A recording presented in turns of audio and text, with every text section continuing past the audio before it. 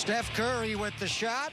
Chef Curry with the pot. But really, the chef of his household is his lovely wife, Aisha. It is time for St. Lee's favorite, Cooking with the Currys. And tonight, Aisha's we're gonna stay healthy, St. Lee, as she's serving up turkey wraps tonight. Oh, wow.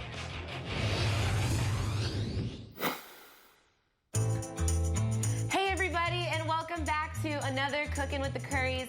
Today, I have an extra special guest with me, Grace. She's taken up a passion for food, just like me, and followed along with all of my cooking all summer long last summer. And I'm so honored to have you here to cook with me today. Thank you. I'm honored to be here. Good. Very excited. Great. Well, can you tell everybody what we're cooking? We talked about it a little bit. We're cooking lettuce wrap, chicken lettuce wrap. Turkey lettuce wrap. lettuce wrap. We're going now. Normally, it's a good thing you said that, because normally in restaurants and things like that, they serve a chicken lettuce wrap, but turkey is actually a leaner meat. So we're gonna go with that because it's a little bit leaner and healthier. So I like it. she is gonna chop up some mushrooms for me, and I'm gonna get this bell pepper here going.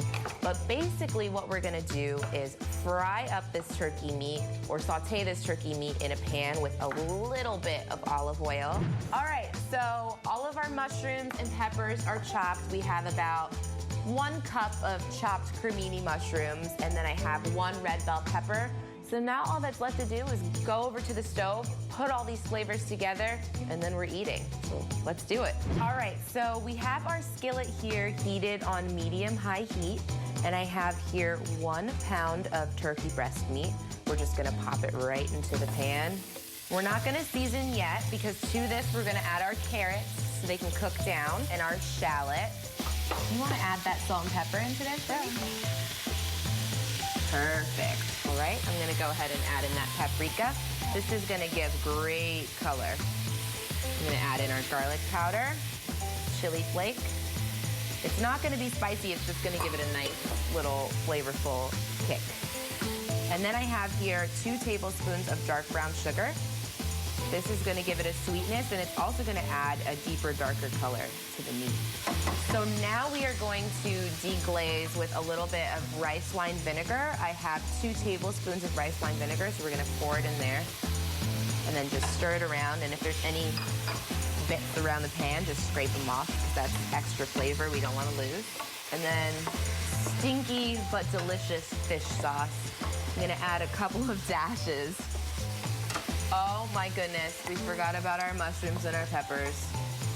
But the good thing about this dish is that you can add them in, cook them down, and you're still good to go.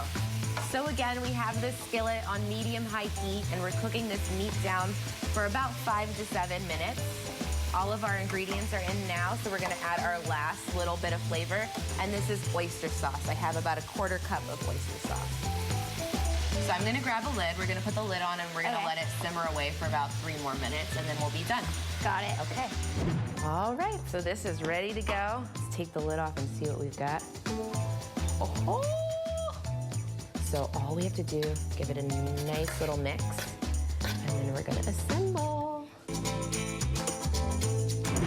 All right, so now all that's left to do is to try these bad boys. You wanna give them a try? Of course. All right, let's do it. You like them? Super good and healthy. We did that. Yeah. All right, guys. I will see you next time on another Cooking with the Currys. Thanks, Grace, so much for being here today. Thank you for having me. Bye. Bye. Good job, Grace. A nice job by Aisha. Cooking with the Currys, brought to you by Toyota. I love the Beautiful. I love the overhead cam. St. Lee, you have to illustrate that one time for me, her technique. I'd like to go in her kitchen. There's a reason why he shoots so good. Incredible. All right, the Splash Brothers, there was a time early in their career, the first 4 years, where one guy would have a good game, the other guy wouldn't. This year, though, 6 times they have both scored 30 or more in a game. It only happened twice their first 4 years as teammates. First 4 years twice. This year, 6 times, including lately a lot. Last Friday against Dallas, they went for 70, and Wednesday against the Clippers, saying that they went for 65. It's the St. Illustrator presented by Metro PCS, as Clay made 7 of 10 3 balls that night. Watch my man Clay move without the basketball. That's a staggered screen, but see number 3, he's top blocking him. That's Paul right there. So he pops out to the right side. Now watch him here. See the setup? He walks, he sees the switch, he walks his man in, and watch the setup to come back. Also nice to have Bogues passing the ball because he sees the guy top blocking him. That tells him to go opposite the pressure. Then the defender runs at his shooting arm, and he up fakes and gets space. Now watch him on the left side. He's being guarded down there by Redick. Let's see what he does. Now watch how he waits. He waits. Then he pushes him off and allows Draymond to get his body as the picker on Redick. That's what we call a perfect setup. And then we all know about how he gets the feet set. Just absolutely perfect. Those are 2 great examples of half-court offense. Now, this play is a little different. Now, what I want you to do is watch. This is called the get. You pass it to the guy, and then you give it back to him. Now, watch this. This is a small picking on a big because it's Mo Buckets, the jump shooter. But Aldridge gets out. So out pops Clay, and then again. You can see that's Doc Rivers' son. He doesn't get up in his grill. His hands are down below his waist. That's just license for Clay to load it up and knock it down. So what we're looking at, Pop, is the growth of a player taking his time. He's reading the defense, and he's become just a master at taking what's given by the defense.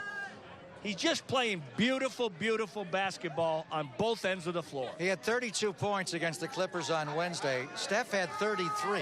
Last Friday in Dallas, Clay had 39 and Steph had 31. When they're both on, you cannot beat this team. No. And it's beautiful that they can kind of take it over together, where previously in their career, seemed like one guy would kind of dominate and the other guy wouldn't. Right now, the Splash Brothers are splashing simultaneously. Let's check out the Honda starting 5. By the way, they are 31-3 this year with this starting 5.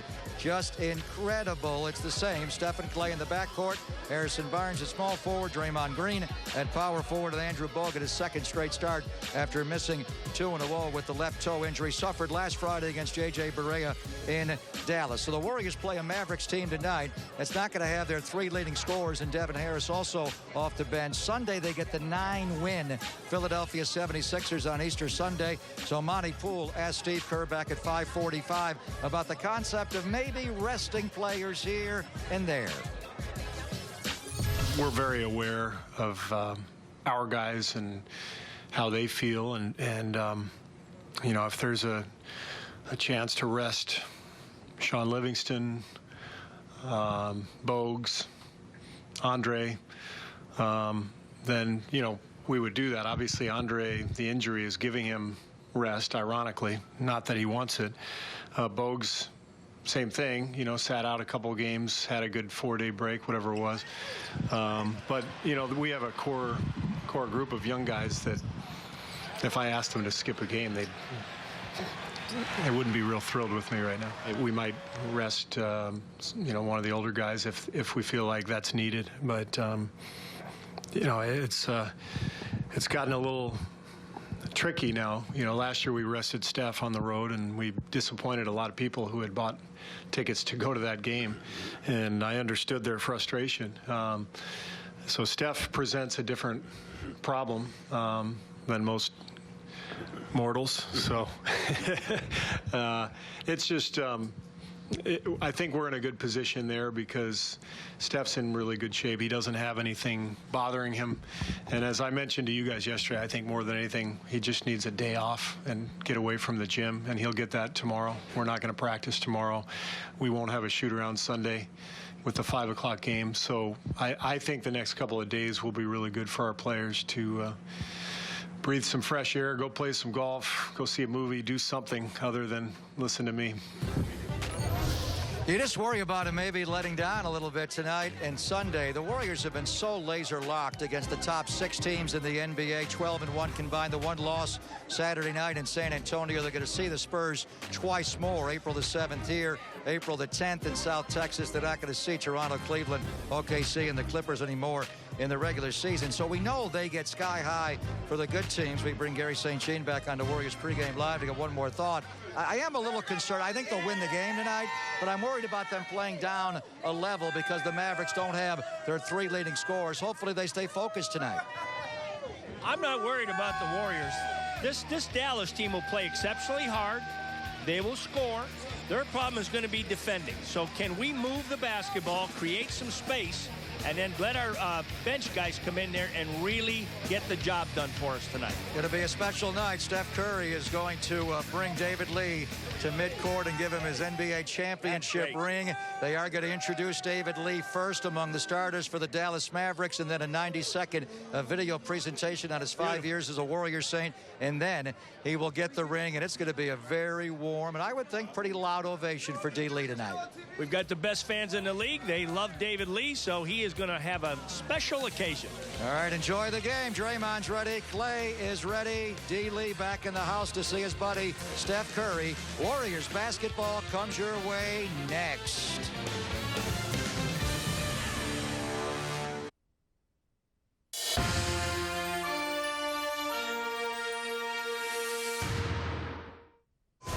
The greatest run in NBA history continues. The home winning streak on the line. An authentic Fan Friday with the Mavs in town straight ahead.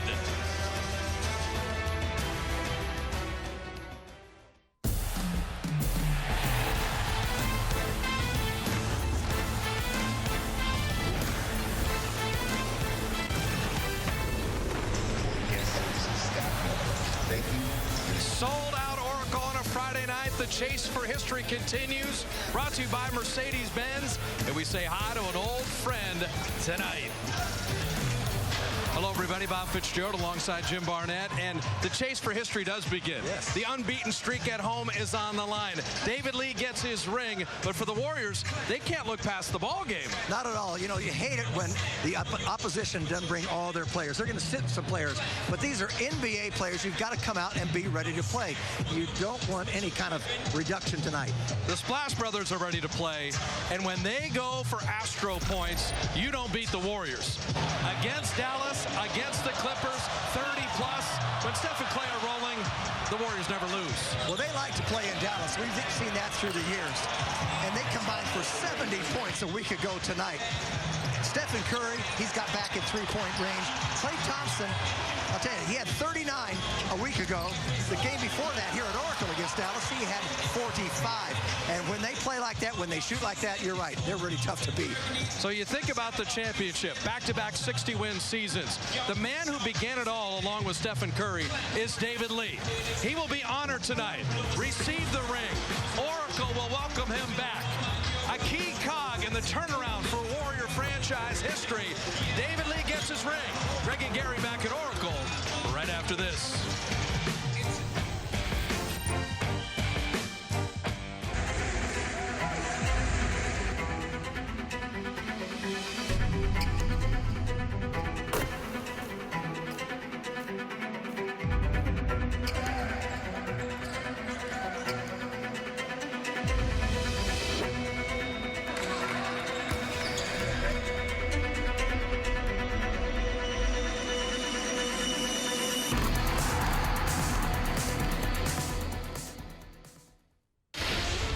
Mavericks don't have Dirk Nowitzki, Chandler Parsons, and Darren Williams. Their 3 leading scorers. Also, Devin Harris won't be able to play off the bench. Greg Papa, Gary St. Jean. What's your key tonight, Saint? My key is the bench brigade. I know that the starters are going to open it up, and then it's going to be on the reserves to keep it at that pace or up higher so that we can get our key guys some quality rest late in this game with a big win. All right, my key tonight is to get to break very quickly here so we can come back and show the audience in its entirety the David Lee ceremony. David Lee back inside Oracle Arena for the first time since Game 5 of the NBA playoffs. He will be introduced first among the starters. 90-second video tribute, and then Steph Curry's going to give his good friend an NBA championship ring. It's next.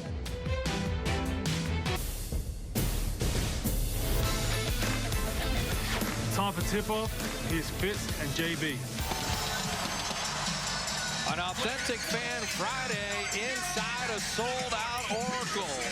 The Warriors putting that home unbeaten streak on the line.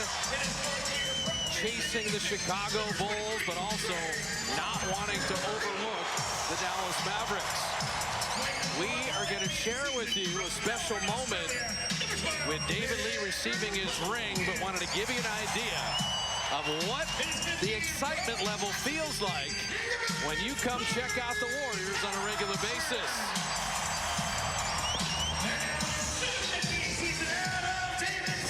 And before they give David his ring, a special video tribute in the building.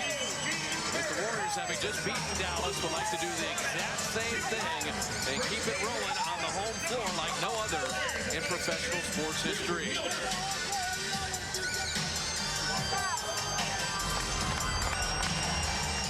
And so join us as we welcome back David Lee.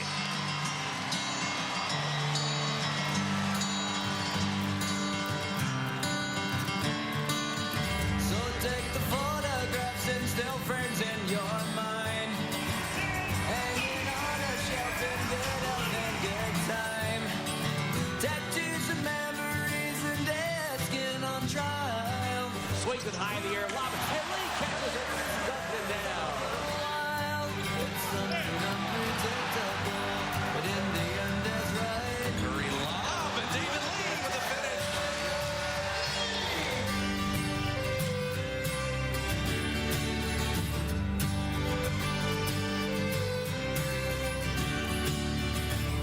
From the Golden State Warriors, David Lee.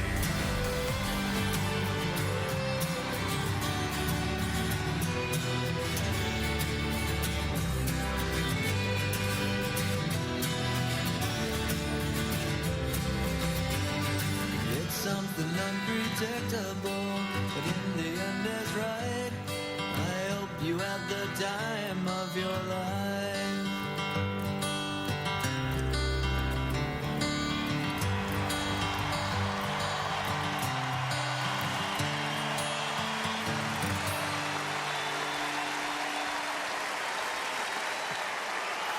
Tonight's a special night. We get to welcome back one of our very own, David Lee, who spent 5 great years here. He embodied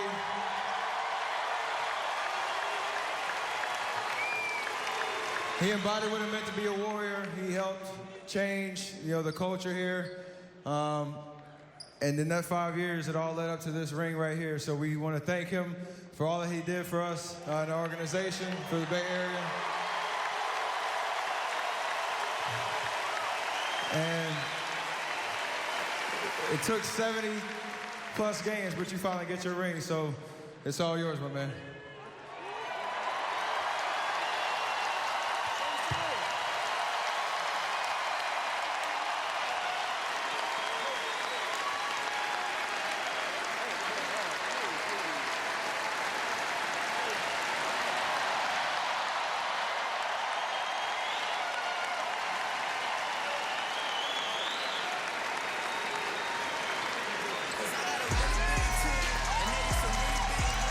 David's dad here courtside, and a great moment for a great teammate and a nice acknowledgement here for the Oracle faithful, Jim. And I just think David Lee and Andre Iguodala symbolize the unselfishness that championship team was all about.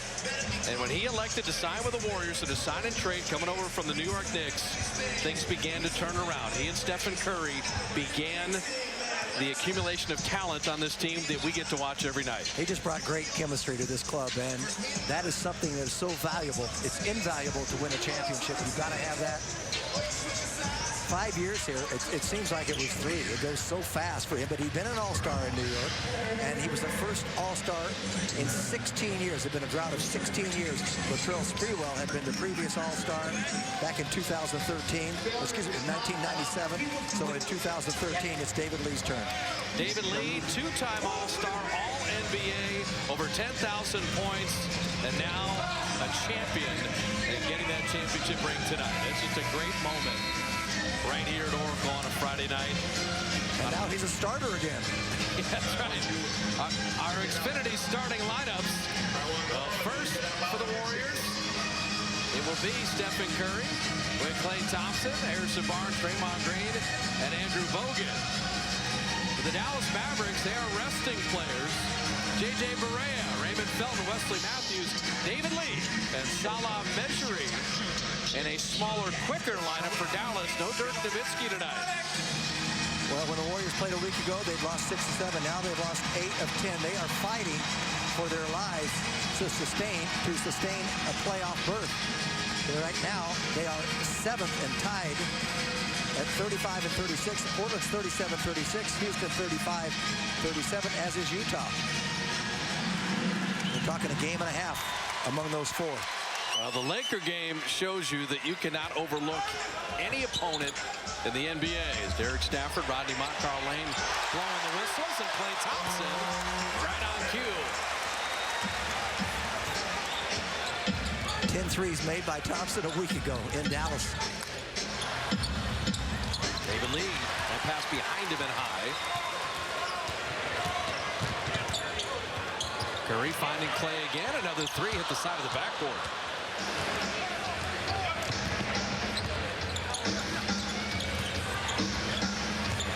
Barea, a little runner. Dallas coming off a loss to Portland.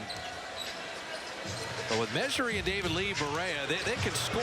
Can they stop the Warriors? And Mejri with a nice block. Klay Thompson carries on. Wesley Matthews will push. Look for him to take a lot of the scoring burden tonight. He'd like to shoot some threes, have a good game for him. No Dirk, no Darren Williams, no Devin Harris, no Chandler Parsons with that knee problem, the meniscus tear. Matthews, a flat-footed 3. And as you talk about, when you know who's out, it's also opportunity time for those that are in. Absolutely. A lot of players are going to get minutes tonight they wouldn't get. Now, Matthews gets the minutes, he starts, but he loves to take over games offensively. So they're going to concentrate on him. Curry springs free and drops in a 3. And the continuing NBA record with 142 straight games with a 3 made.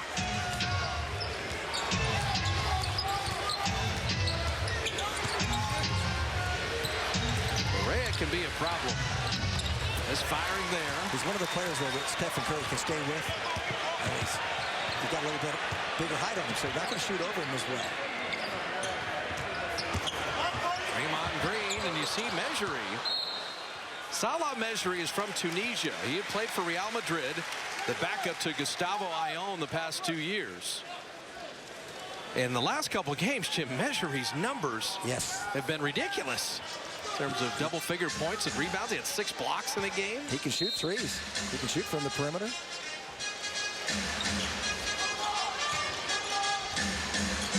The lob to Bogut. Beautifully executed.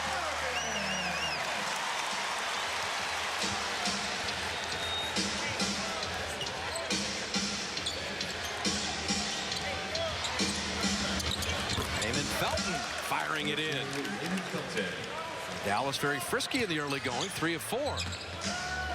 The trail 3. And Curry off front iron. That's a breakdown by Dallas defensively. It's amazing how often a trailer is open. Wesley Matthews trying to bulldog Steph a bit. Has picked up the dribble. Shot clock at 5. Felton snuck inside. In Dallas, Rick Carlisle went very small at times. He had 3 point guards on the floor. Won't have the bodies to do as much of that tonight.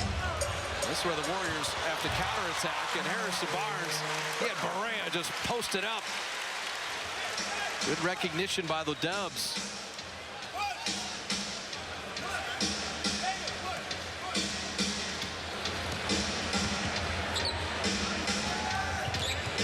There's Felton again, that dribble penetration off the high screen and getting open shots. It's amazing what happens to you mentally, even for NBA players, when they know they're going to be out there on the floor a lot of minutes and that they've got responsibility to score. There's no pressure on Dallas at all tonight. None. Playing the world champs. We're sitting a bunch of guys. Curry changes speed. Bogut Limping it in with the left hand. He did a great job walling off Measuri so that he couldn't get back and interfere. Barea, just the presence of Bogut changed that. Got numbers here, and Clay's got a shot. That's a warm-up three. He doesn't miss those. So 3 made threes. The Warriors get out in transition. The Mavs are going to have an issue. Nice beginning.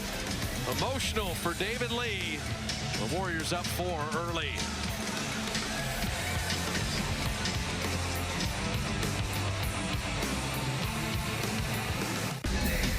Welcome back to Oracle Arena. Warriors up 4 on the Mavs. Before Theo Robertson was hired as video coordinator and player development with the Warriors, he was a 6'6" shooting guard for Cal basketball from 2005 to 2010.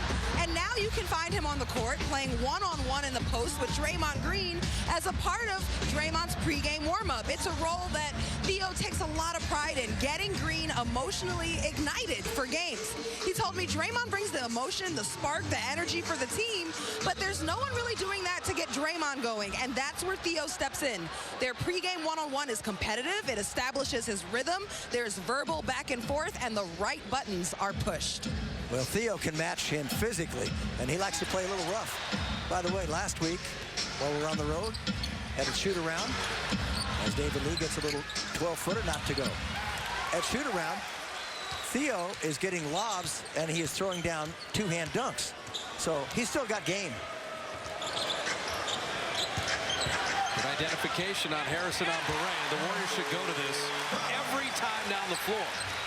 J.J. Barea cannot guard Harrison Barnes. 7-0 run. The lob to David Lee.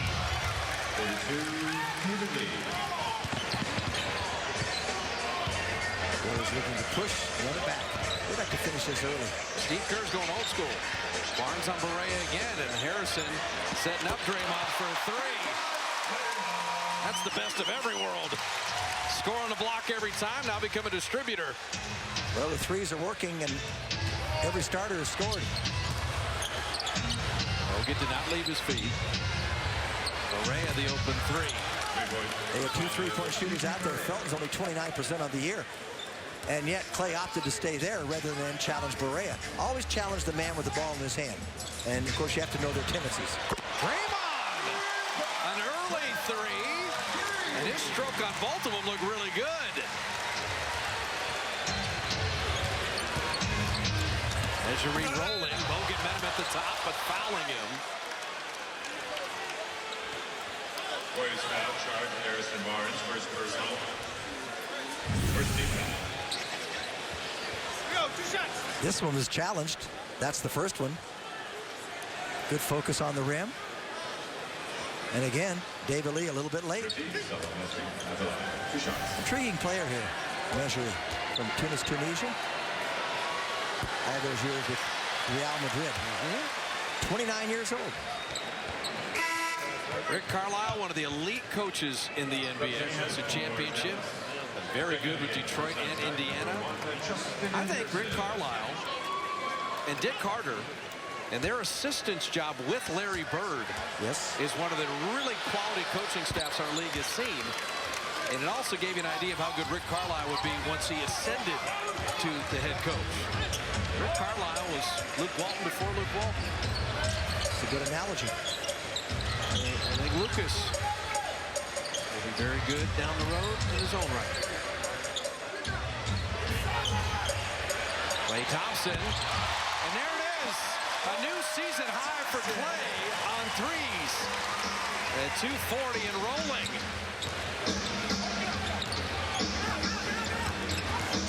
Thompson with 9. Bogut sending Measuri away. Justin Anderson can't finish.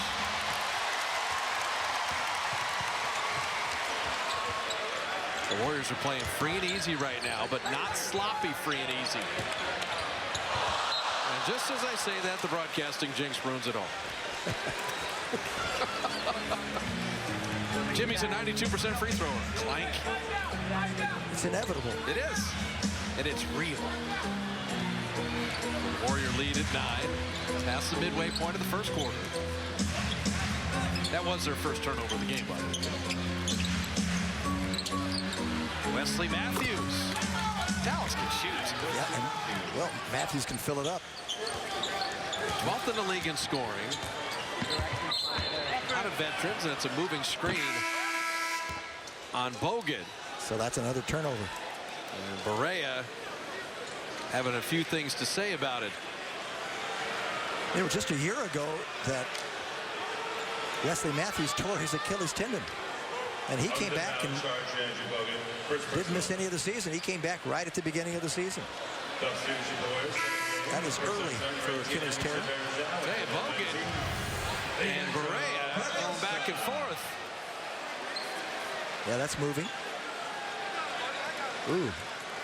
He got a little Charlie horse there. That's what he didn't like. Into the thigh. Anderson Varejao checking in. Along with Leandro Barbosa, the boys from Brazil come in as a tandem. Justin Anderson missing that 3, and David Lee. Good activity. Lee had 16 and 16 in the Warrior Dallas meeting last week.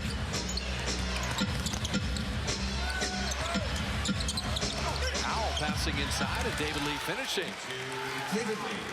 You know, the Stanford kid, Dwight Powell, yes, has always played well against the Warriors. Very active. Can he get a third? Draymond misfiring there. It was online. He's got to play a little bit better defense at this end. Nice rotation. That's a nice play to spring a big man from the weak side.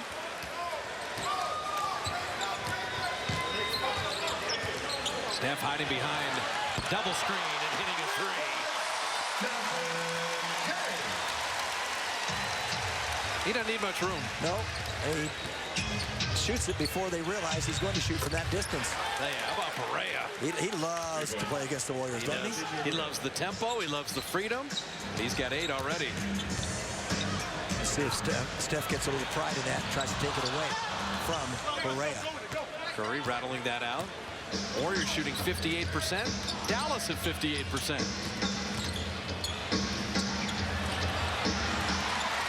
Curry on the push. On the kick out. Barbosa 3. You see the back and forth. Yeah, Steph's a little winded right now. That's why he's not on Barea. And Barea is white hot. 3 of 3.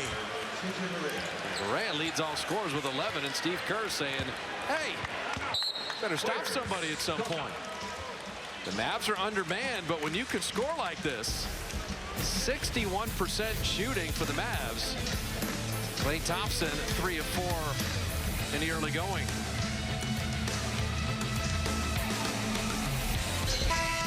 Warrior basketball on CSN Bay Area is brought to you by Ring Central. Ring Central Business Communications made simple. Not so simple dealing with a Maverick team playing with 10 guys. And yet for Klay Thompson, when he shoots a 3, he makes it look simple. The Lexus pursuit of perfection. When Klay gets 25 or more, the Warriors have won 33 in a row. And that's the longest winning streak when a player scores 25 or more in NBA history. You look at that second when they're Gail Goodrich back 71-72 when the Lakers won the championship. They won 33 games in a row. Obviously, the first 3 games of that straight streak that they had, Goodrich did not score the 25. So the last 30 games of that streak, they were perfect there with him scoring over 25. Curry doubled. Draymond. Varejao setting him up again. He had a better one the first look. Dallas recovered. Well, you've got 18 assists on the 22 made field goals. The ball has been moving around nicely for both teams.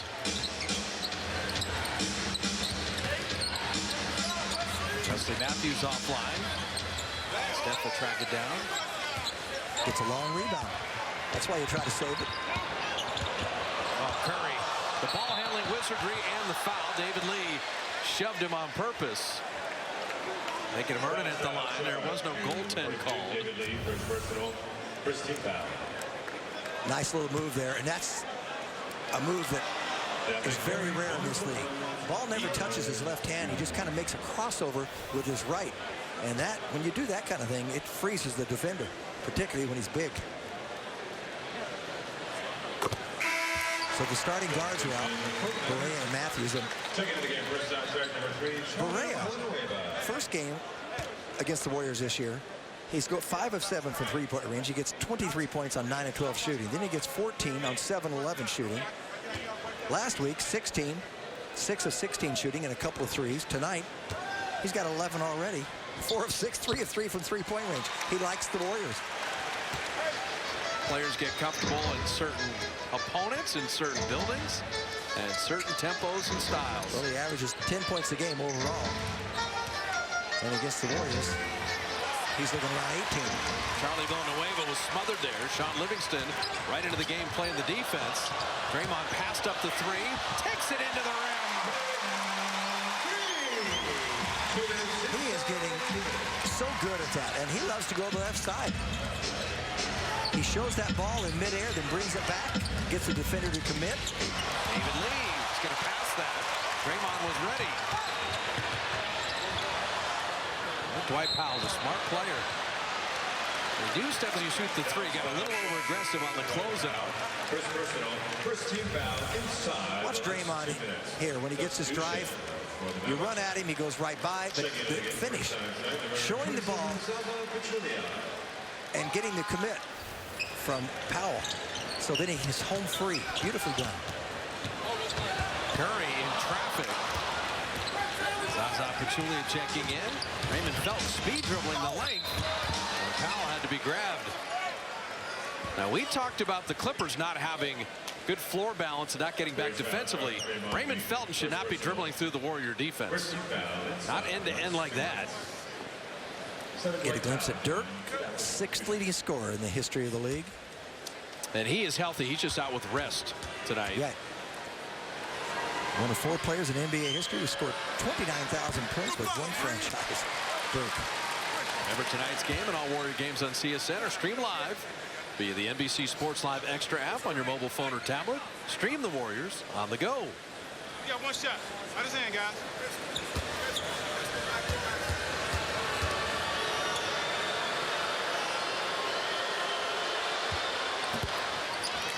So the free throw split. Scoring teams are always dangerous, Jim, no matter who is in and out of the lineup. Good point. And Dallas has a lot of offensive skill, and we've seen it in this first quarter.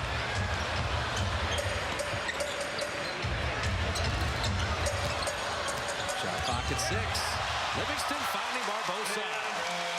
This is just a team that really lives on cutting away from the ball, knowing defenders kind of fall asleep when they're away from the ball, and Barbosa burned him there. And Felton, as I said, 29% from 3, but tonight he's been perfect from everywhere. You know, you sounded like Steve Kerr there for a second. Hey, guys, if something's not working, you don't know what you're doing, make a back cut.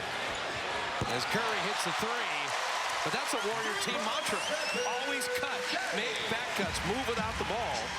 How about this? Thompson's 3 of 4 from 3. Curry's 3 of 5. The Warriors have made 8 threes in the first period. Powell rimming that in. It's a good thing they're hitting those because Dallas is shooting 56% plus and scoring. Steph Curry fouled on the drive. Dallas foul, charge number 2, Raymond Felton, first personal, 5th team foul, penalty situation. Stephen Curry will be going to the line. Looks like a 40-point quarter is coming. Stephen Curry to shoot 2.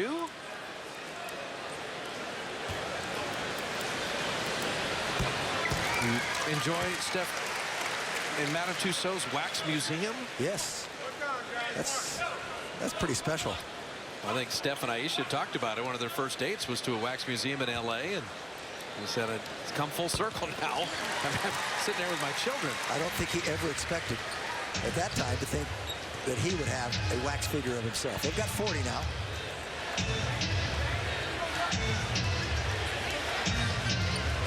Roz will have much more on that, including a little visual of that wax figurine. Dwight Powell defended by Varejao twice. Shot clock off. Final 10 of the first quarter. Barbosa forgot the ball, and the Warriors turn it over. So now you need 7 seconds of defense. Stop the ball. Raymond Felton will rise for three. Not a lot of misses either way. 50% shooting by the Mavs, 56 by the Warriors. A 7-point lead at the end of one. Steph and Clay go for 22, but Beret and Felton go for 20. Looking for 52 in a row at home. And a 7-point lead after the first 12 minutes.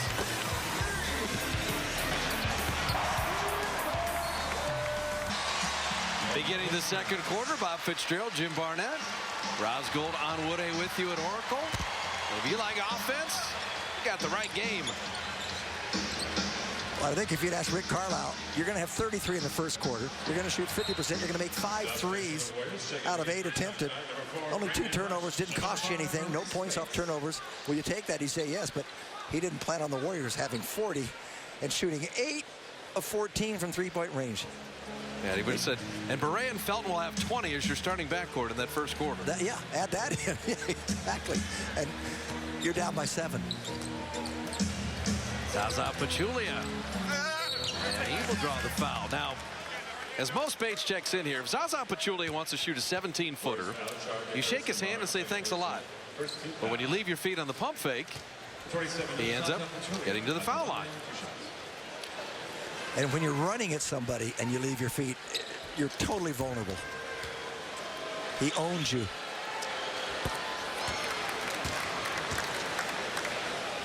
So Pachulia, after they did not sign DeAndre Jordan, became their fallback option, and he's had a very solid season. Yes, he has. Over 9 points a game, nearly 10 rebounds a game. He's a worker. He's a banger.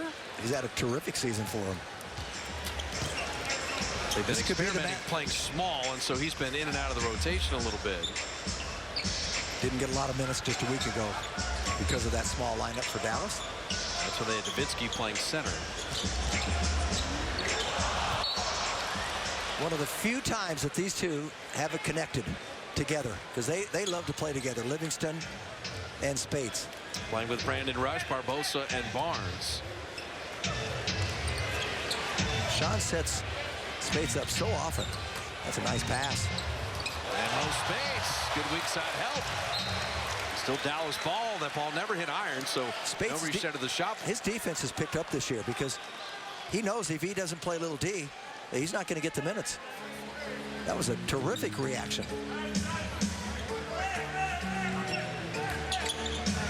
Challenge there. Raymond Felton is 5 of 6. He's a 41% shooter. I know. But you let guys get going, well, you have a problem. He knows he's going to get a lot of minutes. It just makes a difference. That's a tough shot there with defender in front and behind. Oh, was that a very rugged first couple minutes here. Barbosa with the foul.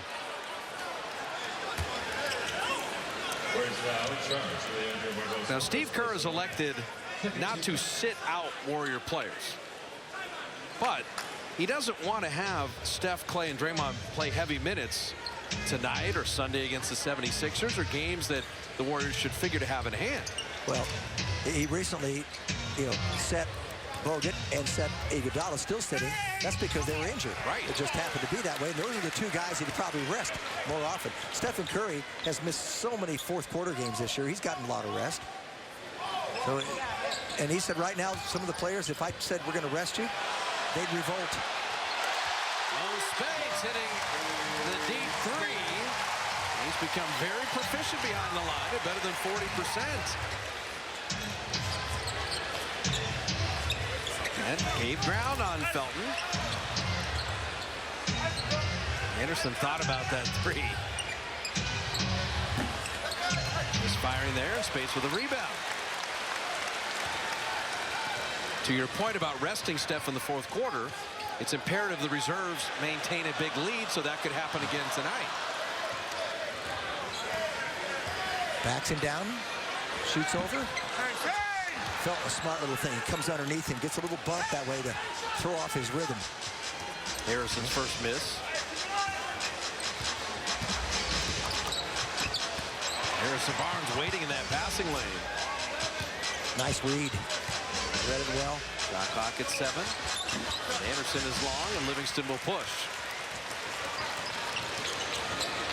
And Sean will call his own number.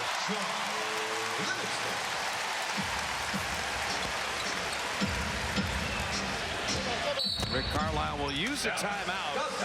The 10-1 fast break advantage. When the Warriors get out in transition, they are lethal. Welcome back to Oracle Arena. Warriors up 8 on the Mavs, and it is Authentic Fan Friday. Every Friday home game, Comcast Sports Nets gives away 50 pairs of free tickets and free giveaways, and they've just named their first ever Authentic Fan of the game. I'm here with her. Her name is Winnie. And Winnie, what does it take to be an authentic Warriors fan? I think it just takes passion and energy for the Warriors. You know, they make it really easy to be fans, and we just love cheering them on. Yeah, 64-7. It's pretty easy to be a Dubs fan, right? Okay, well, we talk a lot during these things about the starters. Who's your favorite Warriors player off the bench and why? I would have to say Mo Spates because he has that crazy three that just fires up the bench and the crowd. Yes, Mo's been really exciting off the bench with the three, and it's been fun talking with you, Winnie. You too. Thank you. Back to our play-by-play of the game. Fitz? I'll take care of it. Although the best play-by-play broadcaster in the history of sports is in the building. You've intrigued me. Justin Anderson dropping in the three. I would just say, do you believe in miracles? He's here tonight? He's sitting next to Peter Guber. I had not noticed that. Al Michaels is here. Best football announcer in the world. Maybe that there's ever been. Nate Thompson with a finger roll.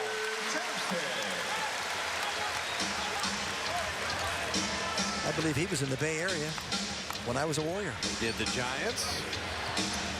He's done the Olympics. He's done the NFL. He's done the NBA Finals. Pachulia laying it up and in. I know the fast tempo and a lot of points when the Warriors are putting it on the board gives more opportunities for Dallas, but I know Steve Kerr's not happy with the defense, especially right now. Harrison Barnes. I like that shot for Harrison. He can get that any time, too. Very confident stroke, just rimmed it out. He's got to work on that in the summer so it's a little more deadly for him, because not many people can just keep their man at bay like that with that explosiveness. Julia, feet set, rimmed it in. And that kind of night for Dallas, and the Warriors have not had a double-digit lead in the game.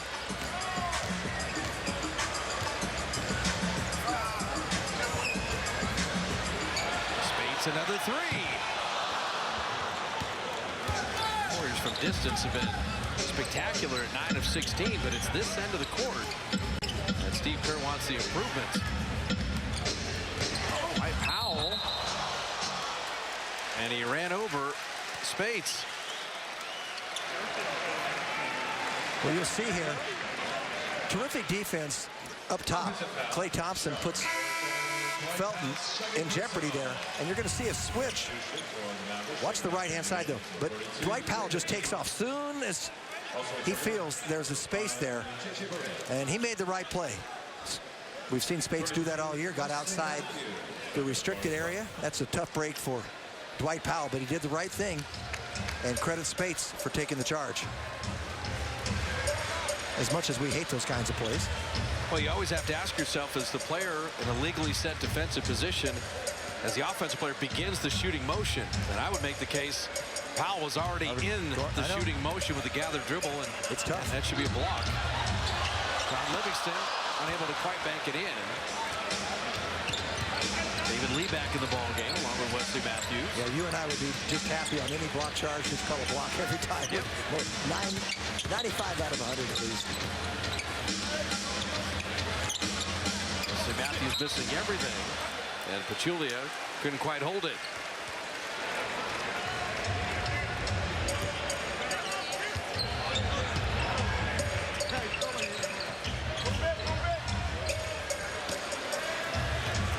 loss took Livingston further out of his comfort zone, but he's still able to shoot over Berea. Those little things are important, Bob, about where to throw the ball, where you put people, because defense may not be there, but then if they have to chase it down, then the defense gets played differently. Oh, did not leave his feet, and knocked it away from Pachulia. Good defense. The trailing Mo Spates is fouled. And Livingston look back as the big fella running with me. And when the big man runs, Jim, you know you reward him. Yeah, absolutely. Because he'll run again. Keep him happy. 5:55. Do you believe in miracles? The best there's been.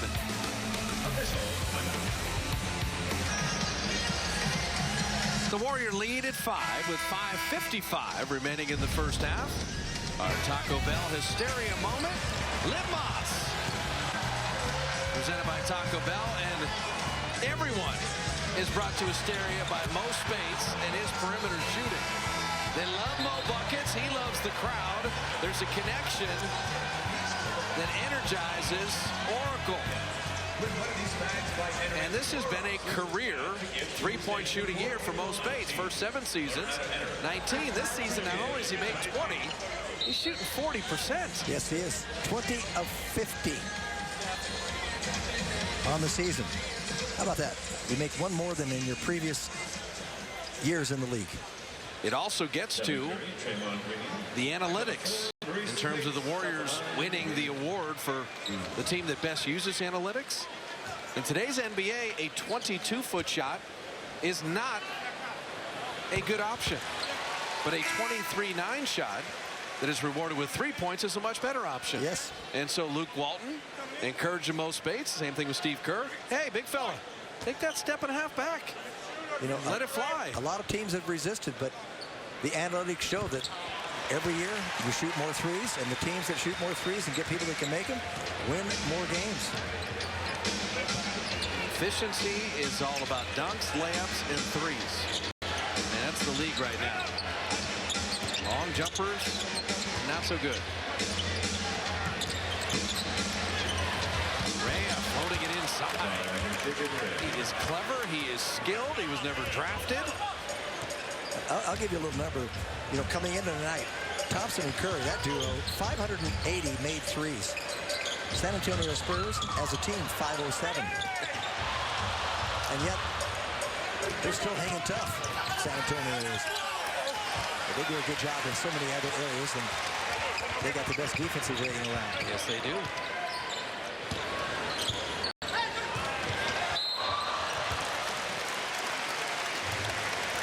So free throws coming for Clay. Now, if you look at the Spurs 507, given the tempo they play, right, versus the Warriors threes, you would understand why the Warriors as a team would shoot more. Your point is that Steph and Clay shoot this incredible amount just as the tandem, and they're the best 2 shooters in the league. So Jaden's mom is tonight's authentic fan of the game. Has won 2 tickets for the next Authentic Fan Friday. All this, I'll tell you, I read so many things. Did you know, Bob, that the Warriors are ranked 30th in pick and roll offense? And they're ranked 23rd in isolation plays, 6.2. Those are completely worthless stats that are getting in the way of our ball game. And then they lead the league in off-screen plays. That's cutting from the weak side, generating 11.6% of their offense. Those are the analytics we have to deal with nowadays. We don't have to deal with them. Yeah, well, sure, you hear it. Don't take an open shot from the right wing when you're 18.6 inches away from the rim when you shoot 1.8% less. Throw it out. Klay Thompson hitting for the baseline. Those were actual numbers that I read, and it's just hard to consume all of that. Avoid the irrelevant ones. The biggest lead equaled right now at 9. And Klay with 15, Steph with 13. And that Klay Thompson winning streak, when he hits 25 or more, he's on his way to 25. Our Vice President of Public Relations, Raymond Ritter, gave a great stat. I'd like you to read it. Says the Warriors are 64-0 and they've outscored the opponent.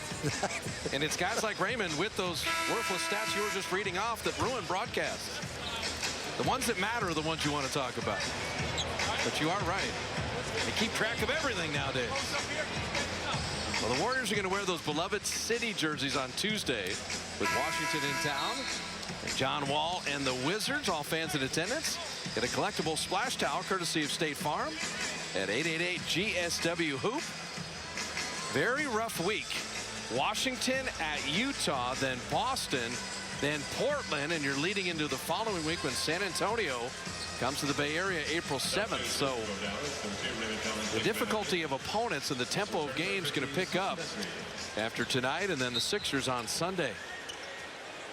That Philly game is at 5 o'clock, by the way. That's a special start on Easter Sunday. It's been a month now, nearly. It's 4 weeks since the Warriors have had 2 straight days off. Games every other day, and Barea is on a barrage. Barea is the game-high scorer with 16. He's perfect on threes, 3 of 3. Guys made his 4 of 4, 6 of 8 from the field. The Mavs won't go away. This is a lob to Brandon Rush. It was deflected and short. Barea that time. Draymond was ready. He got a piece of it. His first missed 3. And Draymond Green finishing on the other end. He made that look so easy, and that's the fluidity that I'm noticing in his game around the basket. That's a guard that tried to steal it from him. He was undaunted by it. We'd always talked about he played with force. Now he plays with finesse. David Lee sent away by Bogut. Well, they got the ball, but they got a lot of David on that one. Klay Thompson 3. Your first double-digit lead of the night.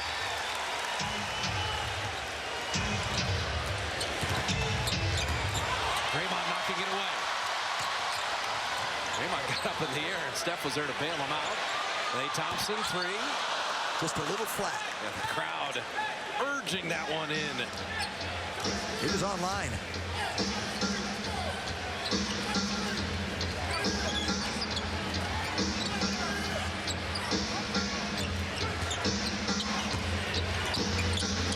David Lee with a quick right hand. So David, 6 points, 6 assists, 5 rebounds.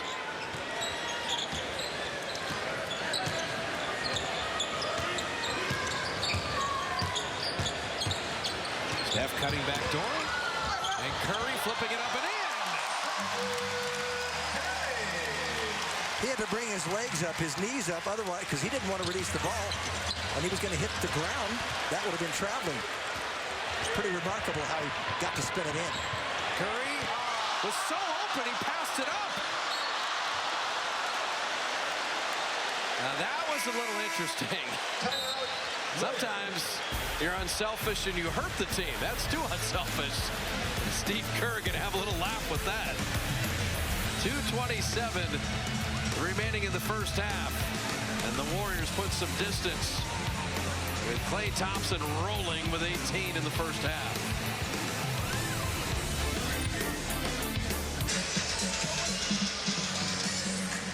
The Warrior lead at 11 with 2:27 remaining in the first half. Our AT&T U-verse rewind.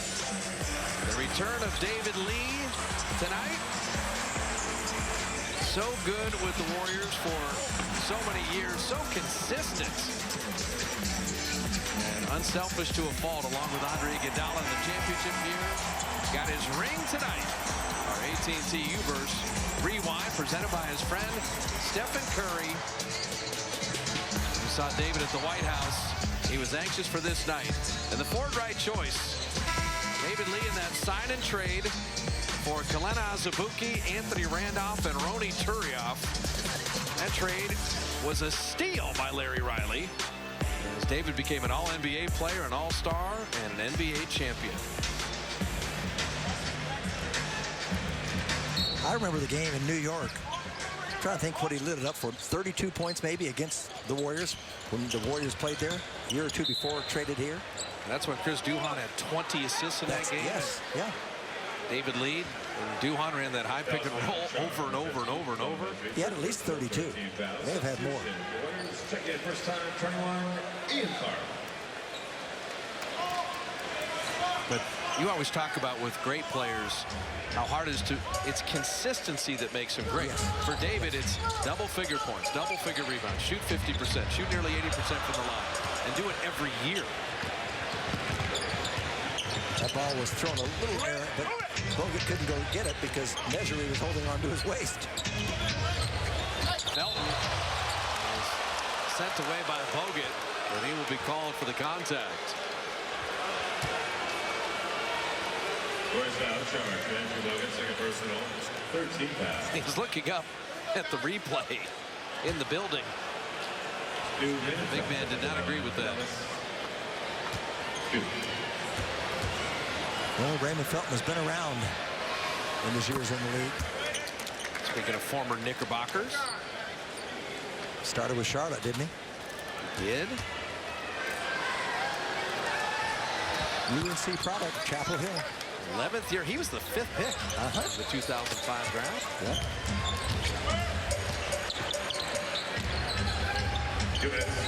Started out pretty well and then kind of had a few off years, let's say. Well, the conditioning, I think, bothered him. He's back in shape and playing well. Steph Curry finding Ian Clark. That ball batted back out with the quick hands of David Lee. David and Bogut, and that was actually quite a good no call. It'll be out of bounds to Dallas. David lucky it went off of Bogut. Yes. He had nowhere to go.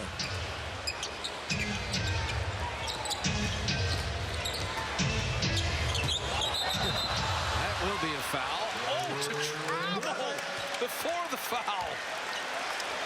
Ouch. Now, don't you think that Measury knew he was going to get clobbered? He's got to feel Bogut up in the air like that. Had he already taken a dribble? I don't see the travel. That hurt. Well, no fun. Just out of sympathy, you've got to call it the other way. Ian Clark hitting a three. Oh, the Warriors are on their three-point game, Jimmy. You see them better than 55%. Well, they made 11, and they made 22 a week ago, so they're halfway there. And we're almost at the half. That's how good they were in Dallas. As I said, Clay made 10 threes in Dallas. When they have 19 fast break points and 11 threes, you just can't beat them. They're getting out in tempo, then they're spreading you out, hitting from distance. If you told me that stat before the game, I would have thought we'd been ahead by 18 or 20. Yeah, well, that's a credit how good Dallas's offense has been as David Lee is fouled. And stops the Warrior break. I mean, it really is Barea and Felton's 29 that is keeping Dallas afloat right now.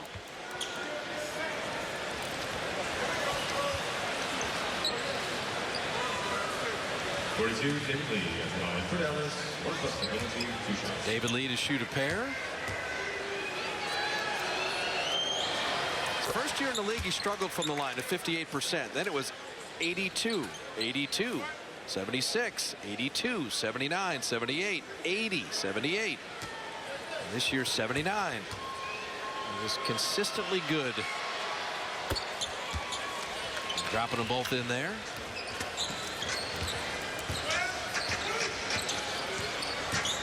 Curry hides behind Draymond. He's fouled shooting that three. And Stephen Curry with 3 free throws. Now, Steph doesn't talk about numbers very often, Jim, but the one he wants very badly is the 50-40-90 club. Yes. He wants to join that. It's a goal. He's been open to discussing it.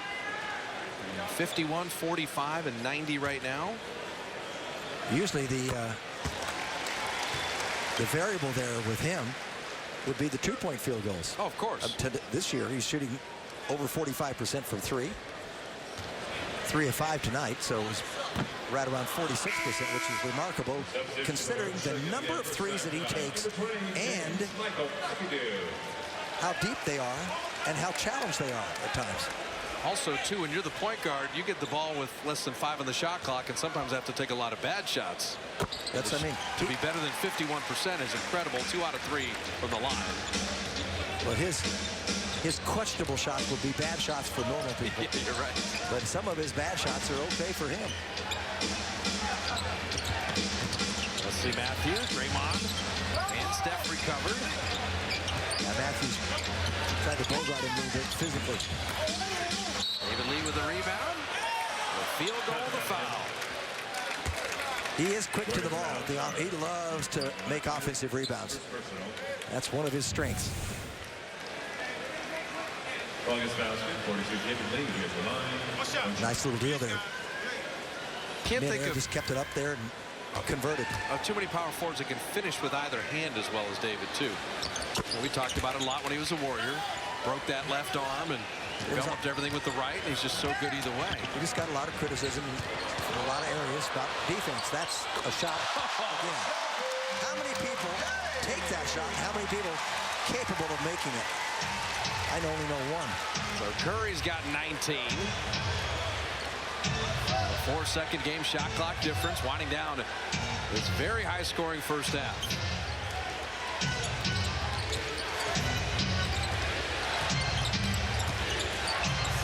Correa denied by Draymond. Watch it here. 5 seconds for Curry at 3. Deep three.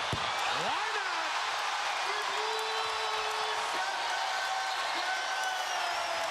He is the closer like no other. Biggest lead of the game is right at halftime. Stephen Curry with 22. And you just got to stop it. He hits the 3 from Fremont. And the Warriors are up 72-58. Another 70-point half, and we check in with Roz and Clay. Clay, with the way that Steph hits that far-away three-point shot, it ever inspires you to step back for deep threes? It does, but I'd rather have it in his hands at the end of the quarter. You know, he shoots about 60% from there, and that's never been done before. You guys are hitting the 3, but so are they. Why are they able to find that shot against you guys so far? I don't know. We'll figure it out at halftime, but we got to come out here and make them beat us in the mid-range at the rim. We got such good rim protectors. We'll make the adjustment. All right, thanks, Clay. No problem. Guys. They'll make the adjustment, and yet the Warriors are up 14, shooting 57%. The threes, 12 already made. 72-58 at the hat. Dave Feldman in the studio for Warrior Halftime Live. They welcome back David Lee when the Warriors want the win more than anything.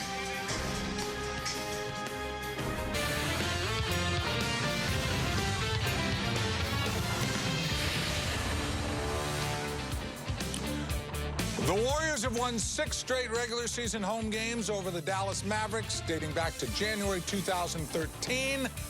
A lucky 7 may be in the cards as we welcome you into Jack in the Box Halftime Live. Hi, everybody. I'm Dave Feldman in our CSN studios. We're talking about the Dubs taking on Dallas. What about that other Texas team that everyone's concerned about? That's the San Antonio Spurs. 4 games back of the Warriors hosting the Grizz. First quarter, San Antonio up 10. LaMarcus Aldridge. That's pretty easy. Fourth quarter, Memphis cuts it to 2. Tony Parker finds David West. And that's easy, too. 3 minutes later, look at the ball movement. All 5 Spurs touch the ball until Manu Ginobili says, I'll finish this. I'm wide open. San Antonio, an easy winner, 110-104. They're 37-0 at home. You know, there are those that believe Steph Curry is better at basketball than anyone else is at anything else. I happen to agree with those people. We'll be back. Our Jack in the Box at the half with the Warriors up 14. Crazy scoring in the first quarter, but the Warriors D-up Dallas in the second, holding them to 35% shooting. Once the defense kicked in, then the lead got larger. Well, you know, Dallas makes a mistake, and a lot of teams do that. They try to beat the Warriors at the same game the Warriors play. Up and down, open, and they hit threes. You look at Barea and Felton, they have 29 points. But then you look at their plus-minus, they're minus 25 minutes on the floor. And Curry and Thompson, 40 points tonight already on 21 shots. They're just better from long distance. And if you look at their shot chart, both Steph and Clay are rolling just as they did against Dallas, just as they did against the Clippers. The KFC Nashville Hot Shot Chart brought to you by Kentucky Fried Chicken. The 12 of 21 and the green dots on the makes. Just ridiculous. It's just off the charts here, and they love to play this way, and if you want to play it that way, they'll keep taking shots all night long. 10 of 12 on threes for the Splash Brothers. Shooting it at 57%, making those threes. The fast break points have been dominant, I would say. Well, that's when the Warriors, when they get steals, they play a little defense like that, and they get out and run. Their eyes just get bigger, and they know how to control a game with that kind of tempo. Looking for win 65 with the third quarter on the way. Ready to start the second half. Warriors up 14. Moments ago, our Roz Goldon-Woode caught up with Warrior assistant Jarrett Collins. Coach Collins, at halftime, Klay Thompson told me that he would figure out what the adjustment needed to be defensively on the three-point line in the locker room. So what is the adjustment?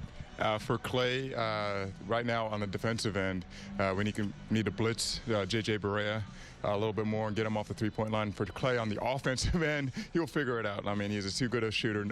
He gets quality looks all the time, and he'll knock him down. And, you know, you're talking about adjustments. The team's still up 14. The Mavs are without some of their key players. How do you keep the team locked in and engaged throughout this whole game? Well, you just keep reinforcing good habits. And at the end of the day, we're trying to build those habits for the playoff push. And, you know, lock in on the defensive end, limit some of their penetration, some of their ball handlers. J.J. Barea is having a pretty good game. Raymond Felton as well. I got to give the perimeter guys some help on the defensive end and continue to build those habits as we move into the playoff push. Well, thanks, Coach. Thanks, Ross. Klay Thompson missing the three, and that is the point, building those habits, because it's not going to be Dallas in a game in March. It's going to be San Antonio in Game 7, where you're trying to do the right thing defensively. You build those habits for the key pressure situations.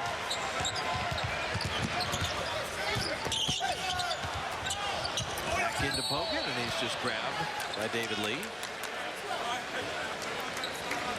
Dallas now charged 42. 70 points in a half. The Warriors with 16. And the next highest number, Detroit with 4.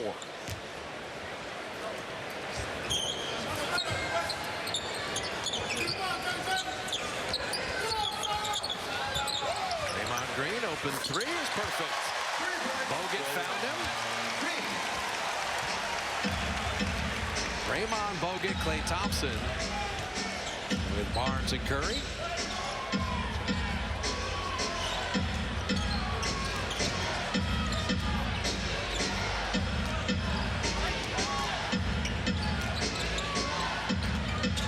David Felton attacking, unable to finish, and Draymond with a rebound. He tapped it to himself. Sometimes he taps it to others. Oh, Curry. The degree of difficulty on that quick shot three was crazy. Sometimes he's testing himself. As I said, the guards for Dallas will get theirs. And Barea is having a night. 5 of 6 on threes. He's got 19. I like to see Stephen Curry tighten up a little bit on him. Just take that as a challenge.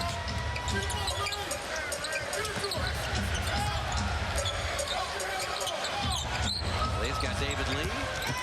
Able to get around him, and Klay Thompson to the line. Learning how to quick shoot. Clay's growth, putting the ball on the deck, finishing around the rim, getting to the foul line. Just another expansion of his game. Well, when he played here last time, I believe it was January, he was 10 for 10 from the free throw line against Dallas when he got the 45. 10 for 10, so that's a lot of free throws in a game. Tonight is Filipino Heritage Night. Fans can buy the special edition shirts and a knit beanie featuring the 8-raid gold sun at Warriors.com.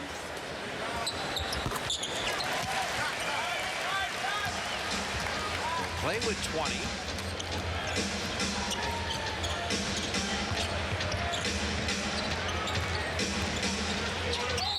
Bogut reached in, and David Lee will get to the line. And that rarely happens. Draymond and Bogut are able to pass off offensive players, work in tandem defensively. And when one guy has someone locked up, the other rarely reaches to foul them. Bit of a mistake, and David Lee 11, 8, and 6. Drop it in the free throw. David will be a free agent at the end of this year. Be interesting to see where he lands, where he chooses to go. 32 years of age. He's got some game left. I think I'll be 33 by the end of the year. I mean, he's scoring big off the bench. It depends on what kind of team and style you're playing. Bogut finding Draymond.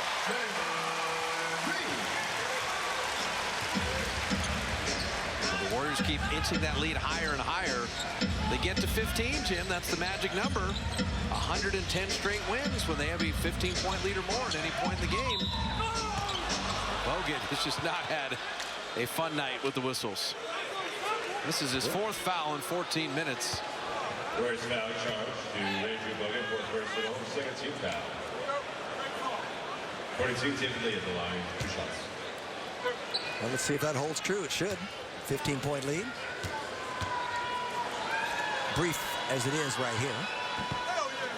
I think the streak at 110, though, is remarkable because when you watch San Antonio lose a 23-point lead to Charlotte, you just are reminded in the NBA, everybody makes runs. There's all kinds of oddities over the span of a long season. It is remarkable. And that something you don't really talk about a lot. You talk about starting the season 24-0 or 51 straight home wins, all of that. But you're right, 110 games. When you really consume that into your brain, seems like almost impossible. No, it does seem impossible. But now the Warriors are just putting Dallas on the line. The last thing they want to do, the up-tempo game has been so good. The fast break advantage is 26-1. You don't want a choppy half-court free throw laden second half. And take that Warrior rhythm out of the game.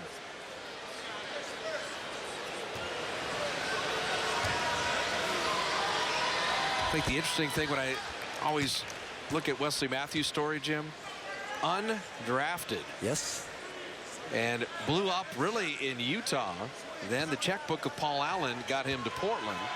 Well, he got that huge 5-digit signing bonus. And that was it.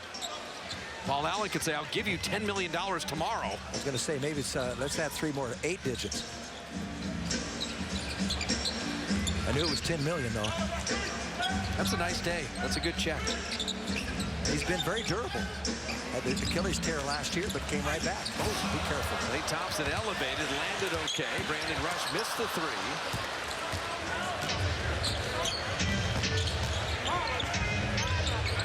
The Warriors going small here. David Lee and Mejri, a bit more size for Dallas. Maybe going to work on Klay Thompson and set up Wesley Matthews.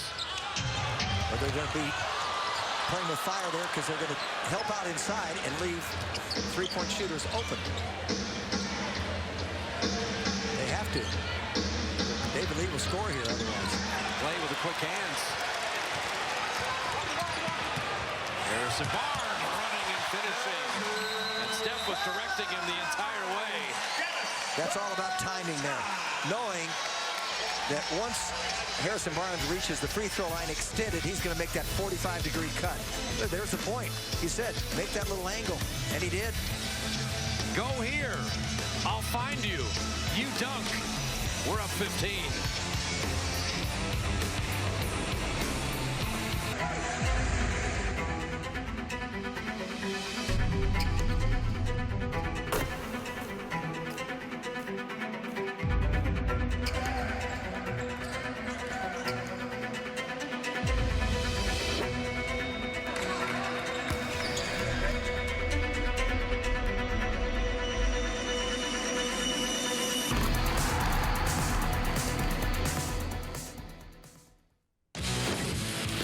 Dave Feldman in our CSN studios with this Sportsnet Central update. Women's Sweet 16, Stanford and Notre Dame under 2 to play. Stanford up 3.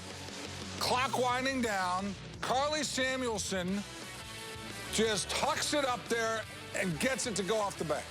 Stanford a winner 90-84. They're moving on to the Elite 8 to play Pac-12 rival Washington. Let's go back to Fitz and JB.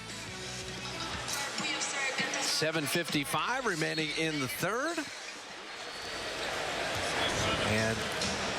Good game to be a guard, Jimmy. Lot of scoring. That's what I said. Open court, open shots. It's going to be a foul off the ball. We check in with Roz. In that timeout, despite the lead, Coach Kerr is still talking about the little details. He said we need to sharpen up defensively. There's a lot of late rotations that we're having and loose balls that we're not getting to, and secure the rebound. Be strong.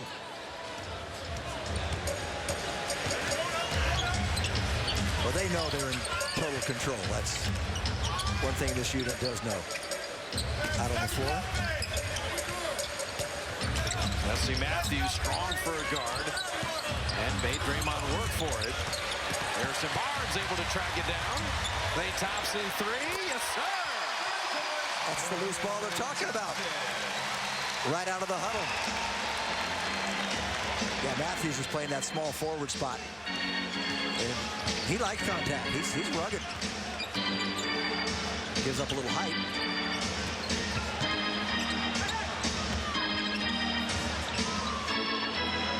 Shot clock at 3, and Matthews with the bailout. So 12 for Matthews, 12 for David Lee, 19 for Barea, 13 for Felton. Curry 3. Dwight Powell will snatch it down. Barea and Matthews, David Lee, Felton, and Powell. And Draymond blocked David Lee. Gone against each other a lot in practice. Klay Thompson, what a catch. Better finish. What a talent. When he looks at the basket, doesn't matter what distance, his focus is just as good as anybody ever in this league. Shooter's roll of the night. How did that go in for 3?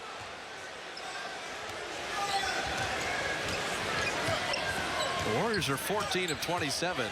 Dallas of 10 of 18 from beyond the arc.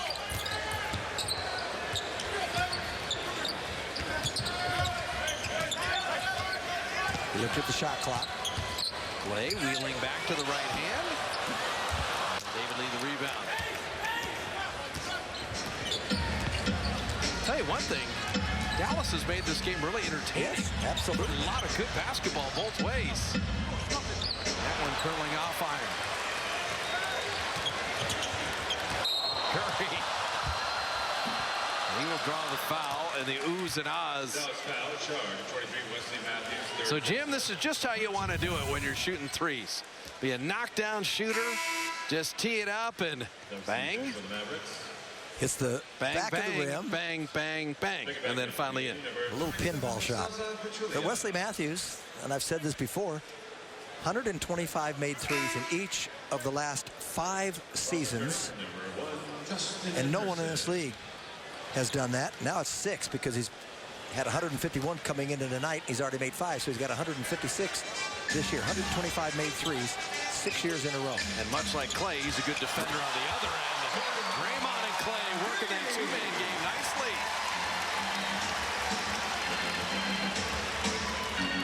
And you can do that weak side with Steph on the other side. That's a new wrinkle to the Warrior offense. Matthews misfiring there. Zaza Pachulia had it taken away. He brought it down low. Steph is fouled. 30-1 fast break advantage. And the Warriors, when they get out to the races, you see why the small lineup works. Pachulia got an offensive rebound amongst 3 smaller Warriors. But the big man brings it down, and the little guys take it away. 7 steals tonight. And I bet the Warriors have converted on 6 of those.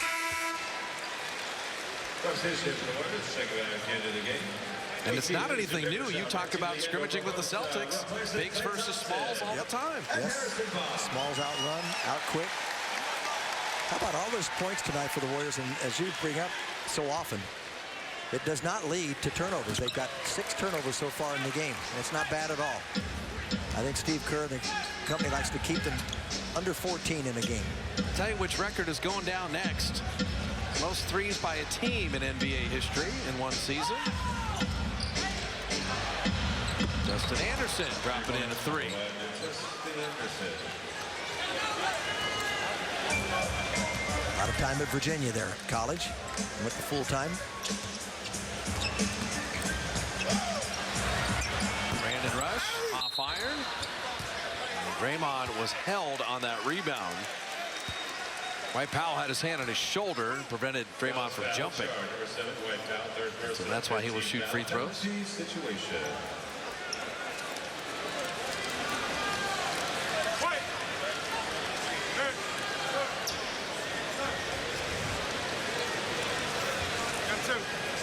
Draymond's ability to rebound and defend that makes that small lineup so lethal. Same thing with Harrison. Season ticket wait list is over 24,000 right now. And you sign up to get priority presale access to playoff ticket locations at 888-GSW-HOOP or Warriors.com. So Draymond Green, 18 points, 7 assists, 5 rebounds.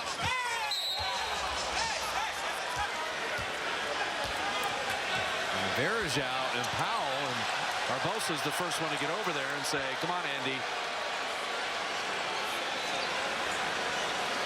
Only question now, are they speaking Portuguese or English for Leandro and Andy?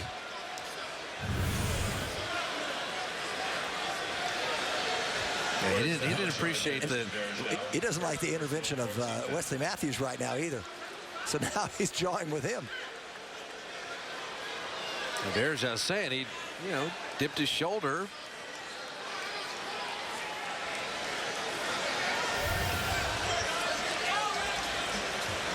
I don't know. Wesley Matthews smiles a lot. They're going to go to replay just to make sure they didn't miss anything in real time, but they didn't really miss anything. The Ring Central call under review brought to you by Ring Central. Business communication made simple.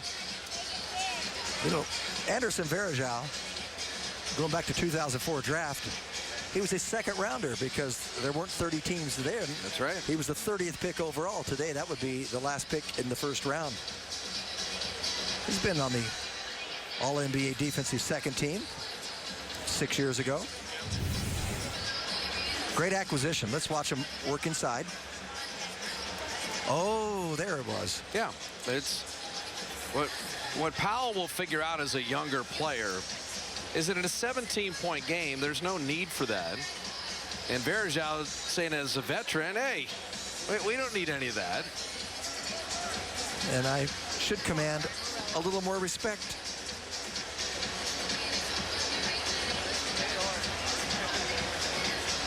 There are no flagrants or anything involved, but Derek Stafford did a good job. Just, sometimes things happen quickly. You may have missed it. You're allowed to go to replay just in case. And it's going to be a common foul, as it should have been. Tell you, Varejao is getting into the Adonal Foyle Hall of Fame in terms of all-time nice guys.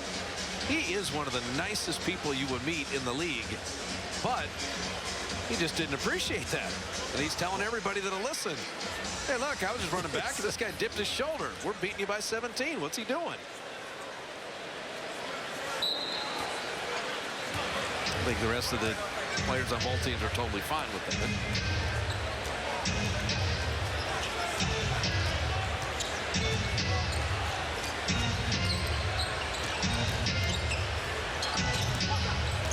Shot clock at 7. Matthews looking for a seam. Barbosa will be called for the foul. This is exactly the call the league is trying to eliminate. They don't want people jumping into players that have left their feet. However, if you leave your feet, officials are going to call you for the foul. Let's watch this, because let's look at verticality. You see, Barbosa not only jumped up, but he jumped toward the shooter. Right. That's an easy call. And then Matthews jumped into him to accentuate that contact. Yeah, a little bit, but he was half the distance covered as Leandro was. If you jump in the air, try to jump to the side so you can avoid the shooter. Well, I like your thing. Wait for him to go up and then go up with him. wasn't close enough. That's the problem. So he was out of position initially, so you're behind the 8 ball. By Curry inside. Back out to Rush. And Barbosa high for that rebound. Curry 3. He knows where to go, doesn't he? He kicks it out. He sees Barbosa. See, he's anticipating. He sees Barbosa's got the rebound. He says, I'm going to go to an open spot. And the closest one is the easy corner.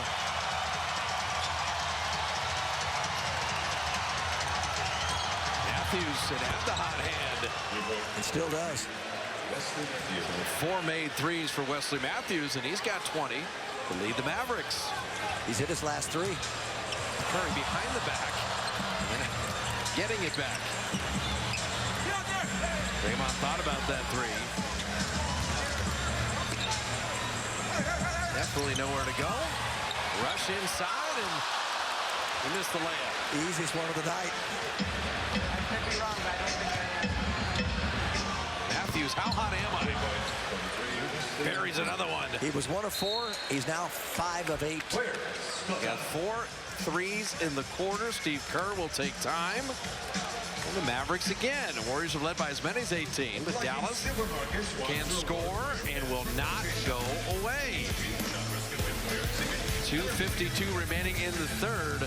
Curry with 27. And the Warriors up a dozen. Sunday, the Warriors continue to chase history as substitutes Mo Buckets and Sean Livingston look to hold court against the Sixers. Warriors-Sixers, Sunday at 4 on CSN Bay Area and streaming on csnbayarea.com and NBC Sports 5 Extra. Welcome back to Oracle Arena. Warriors up 12 on the Mavs. Stephen Curry reflected back to one of his first dates with his wife, Aisha. It was on Hollywood Boulevard at Madame Tussauds Wax Figure Museum, and the young couple, they were taking pictures with all of the different wax figurines. Well, you fast forward to yesterday, and now Steph has one of his own, and it's going to be displayed in San Francisco at Fisherman's Wharf Madame Tussauds Museum. The wax figure took 4 months to complete. It cost $350,000, and it's realistic down to the tattoos on Curry's wrist. Steph said he had to pose in that position for 3 hours as the artist took measurements, and he said it was a lot of quad work. Well, no wonder he might be tired. That's a long time. Well, he had to have a lot of breaks. Well, I've been to the original Madame Tussauds in London, and it is spectacular. This one will be down at Fisherman's Wharf. Who knew they would ever make a wax candle of the Human Torch? As hot as Steph is, I'm surprised that thing doesn't melt on a regular basis. Exactly. So Powell making it a 10-point game. Dallas is shaved 8 off the big deficit. And Powell with the foul. It's funny because it's been years and years since I've been to the Wax Museum in Fisherman's Wharf. And just like everybody else, he's going to draw me there. I want to go see it now. Of course. I didn't get to see it here in Oakland. I think it was here today, then it moves there tomorrow. Varejao is pretty solid in that you know he's going to rebound, you know he's going to defend, he sets high screens, he's a good passer, and he's a 66% free thrower. You know, so in a tighter game where he to draw fouls, he's a better free thrower than Bogut. Well, he's dependable. And when he's on the floor, you know where he's going to be, you know what to expect. Right, and he's a better free thrower than Ezeli, too, so... And he loves to pass. Steve Kerr's going to have a lot of big man options. Hey, with Ezeli out for this long, I mean, he's been a godsend for this club. Absolutely. I think he's part of that, of this record, just like anybody else. He got a piece of the ball there. He retreated and then knocked it away. Talked to Varejao on the flight home from Minnesota. He was just saying how happy he is, not only to be here, but to get to play again, and marveled at the camaraderie among the coaches and the teammates. He's been in 71 postseason games. And Andy with the steal. So he's got experience. Curry behind the back. Livingston the layup. Let's see if they can ratchet this up even higher before the fourth. Get a little better cushion. Pachulia from the baseline. Draymond with a rebound in motion. Surveying to Livingston again. Little pogo stick and rimmed it out. You're in school.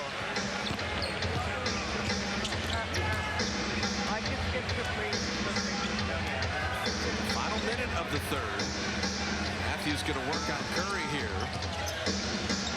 Pachulia. He loves that spot. He sure does. Right near the free throw line, straight on. From the Republic of Georgia, and Rick Carlisle says, I know what this guy likes to do. Let me run some sets to get him in that sweet spot. Verajao, good look to his buddy Barbosa.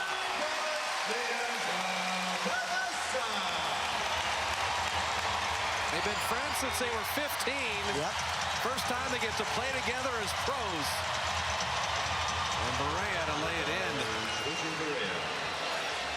Well, that time, Anderson Varejao got overextended. They'll remind him to stay back a little bit. Steph, quick shot three. Nearly 3 seconds game shot clock difference. Let's see if Barbosa can keep Barea out of the lane. It's a 7-point lead at the end of one. It was 14 at halftime. Sitting at 13 right now.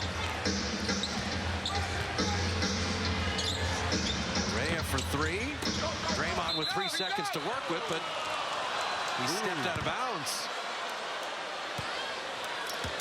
That gives him plenty of time. Rick Carlisle saying, let me use a 20-second timeout. They draw up a three here for Wesley Matthews. And you're talking about a 10-point game. Wesley Matthews has 18 in the quarter.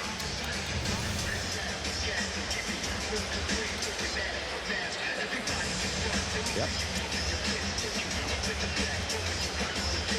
Clearly over the line. And I think you're right, where when Matthews is that hot, Rick Carlisle says, you know what? If I could get this to 10 points and get my team to feel like they got a shot here, might as well use the timeout now.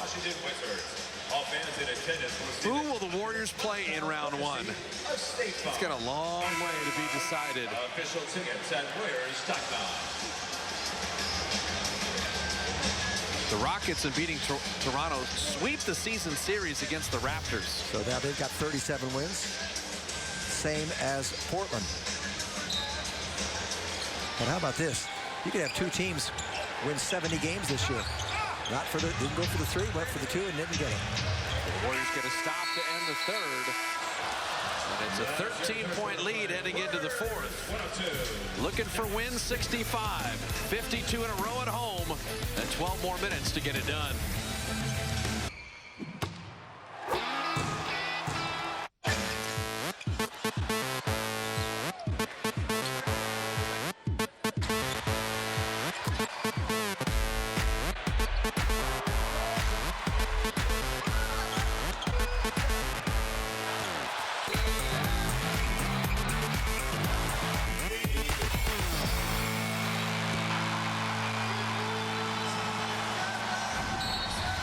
Our Toyota game summary. After playing the excellent defense in the second quarter, Dallas gets loose in the third with 18 of their 31 from Wesley Matthews. 13-point lead as we begin the fourth. Livingston curling it out. So Raymond Felton, Justin Anderson, Zaza Pachulia, Charlie Villanueva, and Dwight Powell. Well, here's the thing, Dallas fighting for their life to get the 8th spot, right? But they're going to be a pretty formidable matchup in the 8th spot. You get everybody healthy. In the Western Conference, you could say that about a lot of teams. In the first round, second round, and the championship round. Portland, Houston. That's going to be a strong 8th seed. There's some Barnes.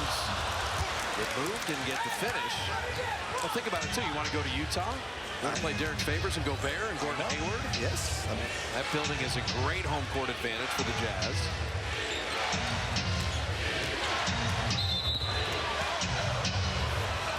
There'll be a blocking foul on Sean Livingston.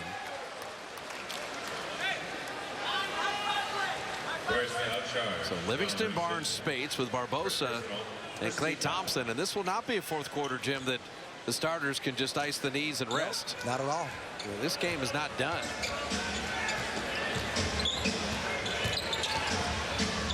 The longer you let veterans hang around and start to feel they're in the game, that 18-point lead is down to 8.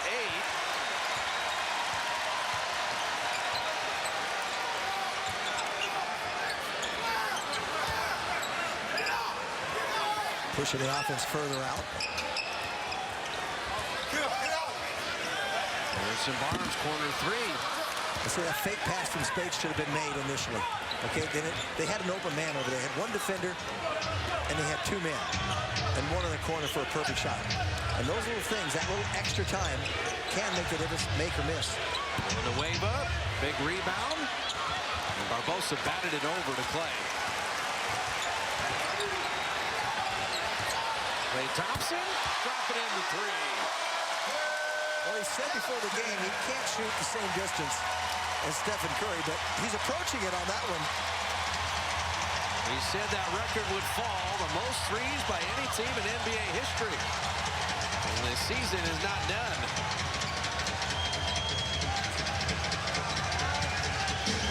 Shot clock at 4.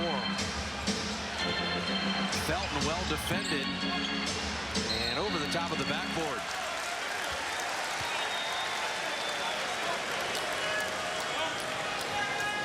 And it's not only just the raw number of made threes that the Warriors set with the 934, Jim, but the percentage versus what the Rockets shot as a team.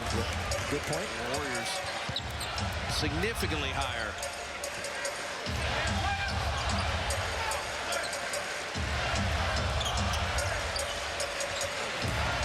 Spates, very tough step back. Harrison Barnes inside. Harrison roofed by Villanueva. Great defense. And out of bounds to Dallas. Charlie Villanueva with great defense. Yes, you haven't said that very often in your career. No, that's why I said it a second time. Harrison, I don't think, knew he was there. He timed it perfectly. Hand on the ball. That's Barbosa. And Harrison was waiting also. He stayed home. Good defense. He's got a layup. And he got it blocked again. Justin Anderson got it. So 2 block layups. A lot of fight in the Mavs. Julie has Barbosa. Barnes came to double nicely. Julia missing and Villanueva tipping it in. We know Charlie can score. You got a ball game right now. This is perfect time for Charlie Villanueva. He's a great garbage player. Klay Thompson 3. He's the great equalizer. 7 of 10 on threes after he had hit the Mavs with 10 earlier.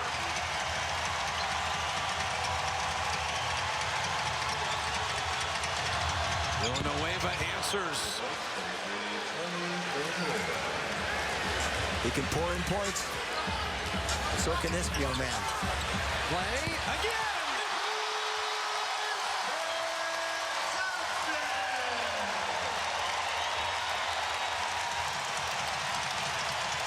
The Mavericks feeling the full force of Oracle right now.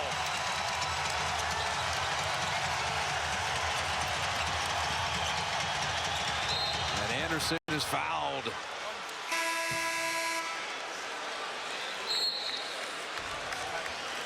Where's foul charge? 7:27 remaining. Dallas more than frisky tonight.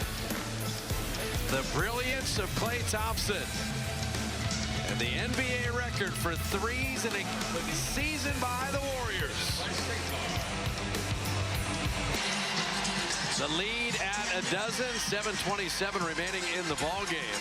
Our McDonald's true story, the most threes by a 7-footer in the history of the game. Nowitzki owns that in a landslide. And our Coors Light Cold Hard Facts. Dirk Nowitzki all time. Well, he's the pioneer. Kareem, Karl Malone, Kobe, Michael, Wilt, and Dirk. 6 all time in NBA scoring history. That is quite a list. And by the way, a couple on that list. 29,000 points with one franchise. Only 4 other players in history. Michael Jordan, Kobe Bryant, Karl Malone, and Dirk Nowitzki. Wow. And we were remarking in Dallas that last year Dirk appeared to be slowing down a little bit. Yes. And you thought, okay, you know, he's going off into the sunset.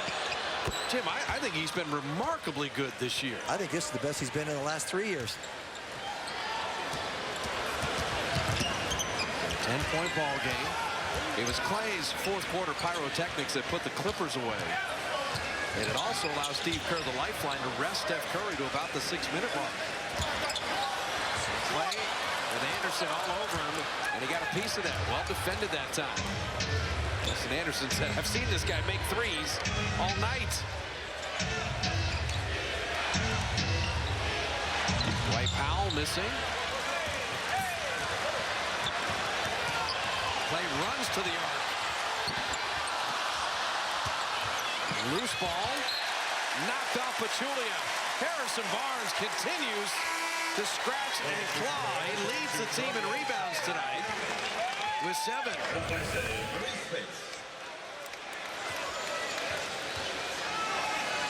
That's just a hustle play right there. Extra effort. Harrison, the 6.7 boards, 2 assists.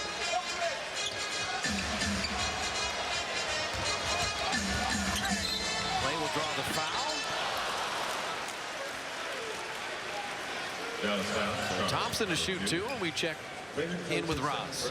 In the last timeout, Coach Kerr was trying to reinforce the confidence of Harrison Barnes. He said, you're fighting. Great job. Stay with it. Keep fighting, HB. I think the coaching staff likes a lot of things Harrison is doing in terms of rebounding, defending, setting screens. But his shot has not been what he would like in recent weeks. And so if you're a coach, Jim, you're not going to harp on missed shots. You're going to try to accentuate other things that a guy's bringing to the table. Accentuate the positive. Try to get him to keep the good karma going and also his own confidence. His defense, when you're with him. His defense has never wavered all season. He's been tremendous. Going through that, that's going to be goaltending. And that ball reached its apex? Well, here's the thing with Justin Anderson. He knows the Euro step here. That's for sure. Yeah, that ball was coming down at its peak and on its way down. But anyway, with Harrison too, just say, yeah, play defense, rebound, do things. The good things will happen. Right. It'll all come back together. Keep it simple. Klay Thompson is having another fourth quarter scoring binge. 12 already in the fourth, 37 for the game.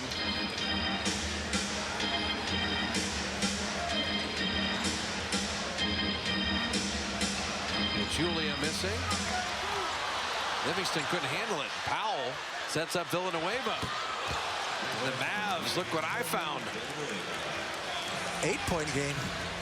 That's a big play right there. Sure is. Lead by 11. You should have had the ball. Bosa missing. Mavs could cut it to 6 here. R5 with the 3.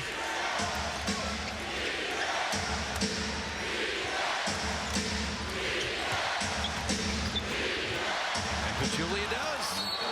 A 6-point game with 5:16 left. The 18-point lead has been cut into. Steph will re-enter the fray. But the Mavericks giving the Warriors all they would want. We love baseball. Well, the Mavericks were locked up in 1 quarter. Other than that, they've been better than 50% in 3 of the 4. Our Rams shot of the game, speaking of better than 50%, Steph Curry ending the first half with another distance bomb. Our Rams shot of the game. And our Geico Advanced Analytics, beyond 30 feet, Stephen Curry is at 52%. The rest of the league is at 7%. I know this. The Warriors have won 51 straight here at Oracle. Yes. They'd like to keep that intact. They'd like to end this season 41-0 here. And this lead has been cut in half in the last 2 minutes and 10 seconds. So let's see what this Steph on the floor along with Clay. Clay's three is long. Telling you the play was when the Warriors were up 11. Livingston couldn't collect the rebound. Villanueva hit a three. Yep. And the game is spun on its axis.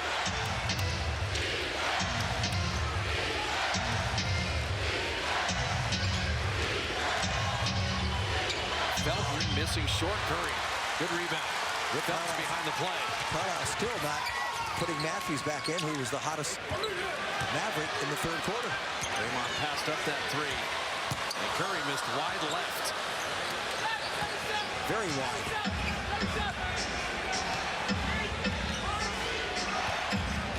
Rick Carlisle couldn't have asked for anything more. 6-point game with 4 minutes left on the road. Missing 5 players. And Pachulia fouling Steph Curry. That'll be the second team foul. Pachulia, first personal, second team foul. It's this type of game that gives you an idea, as Jim was discussing, why the Mavericks would be a tough playoff opponent. Bring up the 2 years ago, they took San Antonio to 7 games in the first round in a 1-8 series matchup. They have an elite coach. They have a all-time Hall of Fame superstar. You mentioned the Wesley Matthews, the gritty players like Barea and Felton. Matthews back in now. Justin Anderson out. Curry, that's off again. 3 straight misses from 3-point range by Clay and Stephen. Dallas has 7 players in double figures tonight. Villanueva can score, and he does. It's a 4-point game. His first 6 years in the league, he averaged about 14 a game.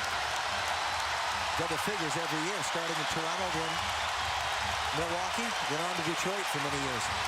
11-3 Dallas run. Curry splitting the D to lay it in. He went straight to their iron there, not off the board. A little riskier.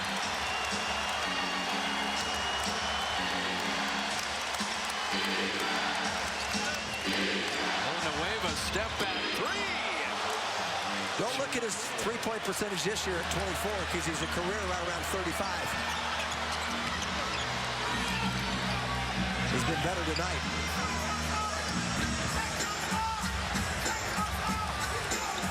Harrison's got Barea. Had good success in the first half.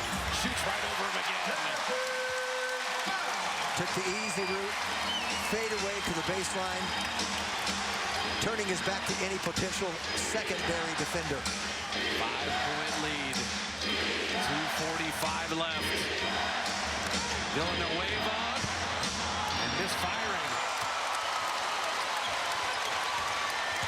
Curry around Pachulia. Curry to the rim. Smart to get off the three-point line. All right? Smart to do that when you can get to the basket that easily, which he's done twice in a row. When they both hit 30, the Warriors never lose. Clay with 37, Steph with 31. Dallas takes time.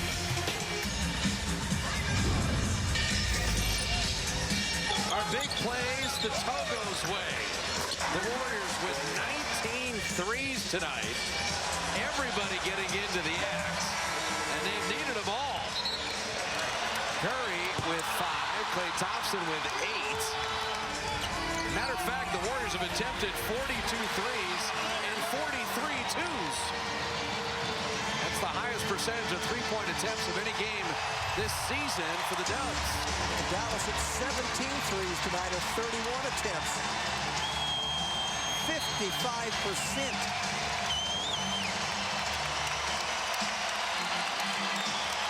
Steph and Clay, more threes than 14 NBA teams.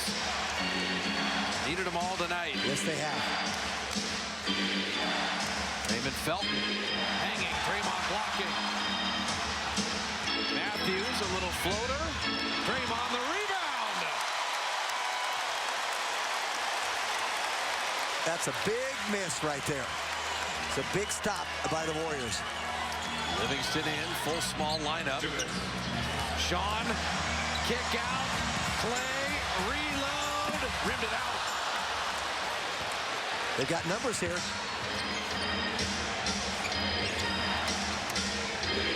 Matthews trying to heat up again. And Clay had the rebound. He had 18 in that third. Squeezed out 2 shots here. Steph changing speed, direction, and then got in the air and threw it away. Dallas hits a 3 here, you're in trouble. And Matthews does just that. 4-point ball game.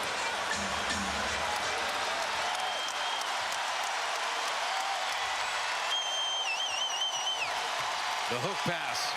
Draymond to Clay. 3. Good!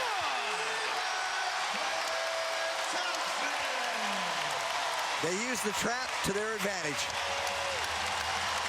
4 on 3, and you get the best of the bunch to shoot the 3 at the end. Barea, well contested. Long rebound to Livingston. Curry wants to use clock. You're leading by 7. Absolutely. Just use it a little bit. Barnes 3. Ball game.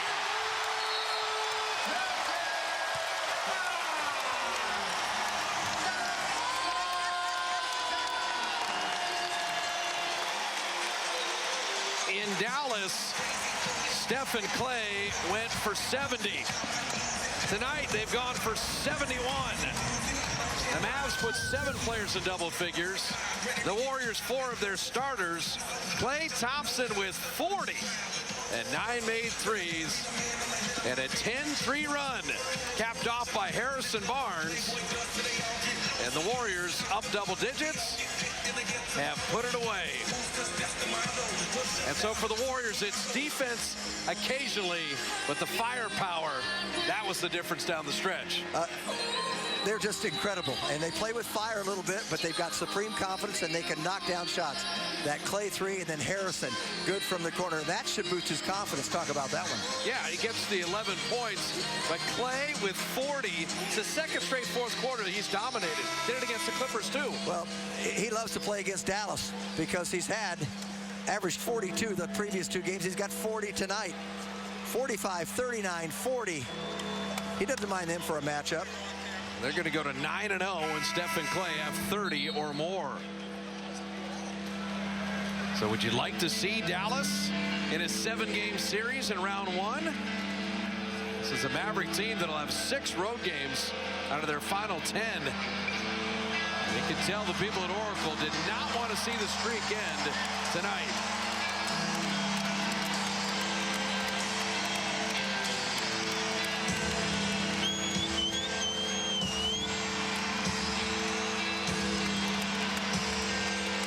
The 168th straight sellout. Everyone's standing for the final 40 seconds.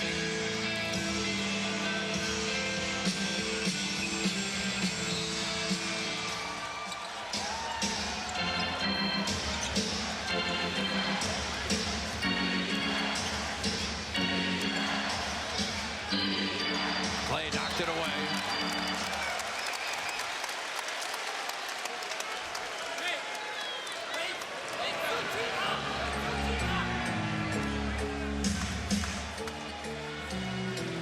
If you're wondering what 13 up is, you're going to find out real quick, because that's the Dallas play call. It's Felton inside. Number 2, Mitchell Felton. And if they want to play the foul game, the Warriors have the best free thrower going. 31, 8, and 8 for the MVP. Dallas going to have to foul a second time, as that was the first in the last 2 minutes. Warriors only have 2 fouls in this quarter. The game's been just so up and down, up and back and forth. There's a foul. They finally call it.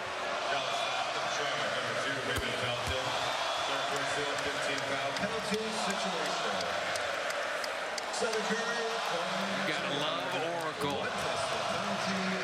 Rick Carlisle knows how to coach these guys, though.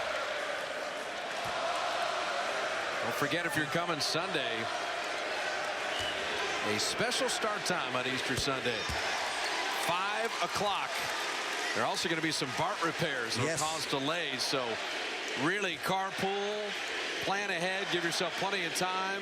Yeah, somewhere in that San Leandro and north. So you're going to get bussed from a BART station. It's going to take an extra hour. 20 seconds, timeout. So for the Mavericks, a professional effort, and it took the best of the Warriors to put them away with the final 23 seconds left.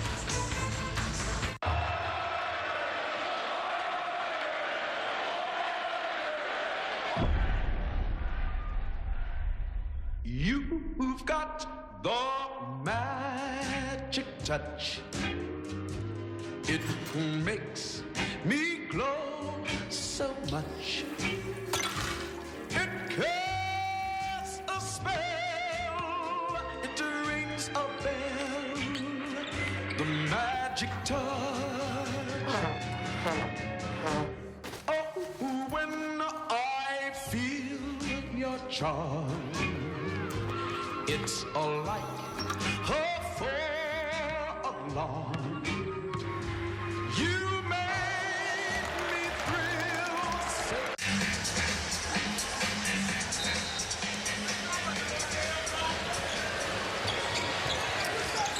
Final 23 ticks. Matthews will miss the three. Paciuli with the rebound. Dallas will continue to foul here.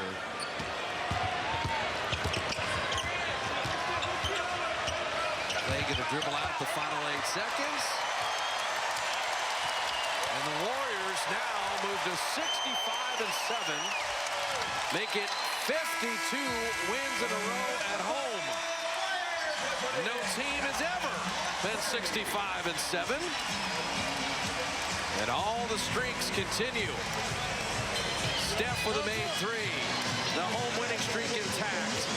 The pursuit of the Bulls. Only the 18th team to ever hit 65 and more threes now in a season than any NBA team ever, as that record fell tonight. And when Clay gets 25 or more, the Warriors keep that streak alive. They've won 34 straight games. 128-120. The Warriors win it over the Mavs. Warrior postgame live, presented by Honda. Coming your way from Oracle on an Authentic Fan Friday. Coming up next.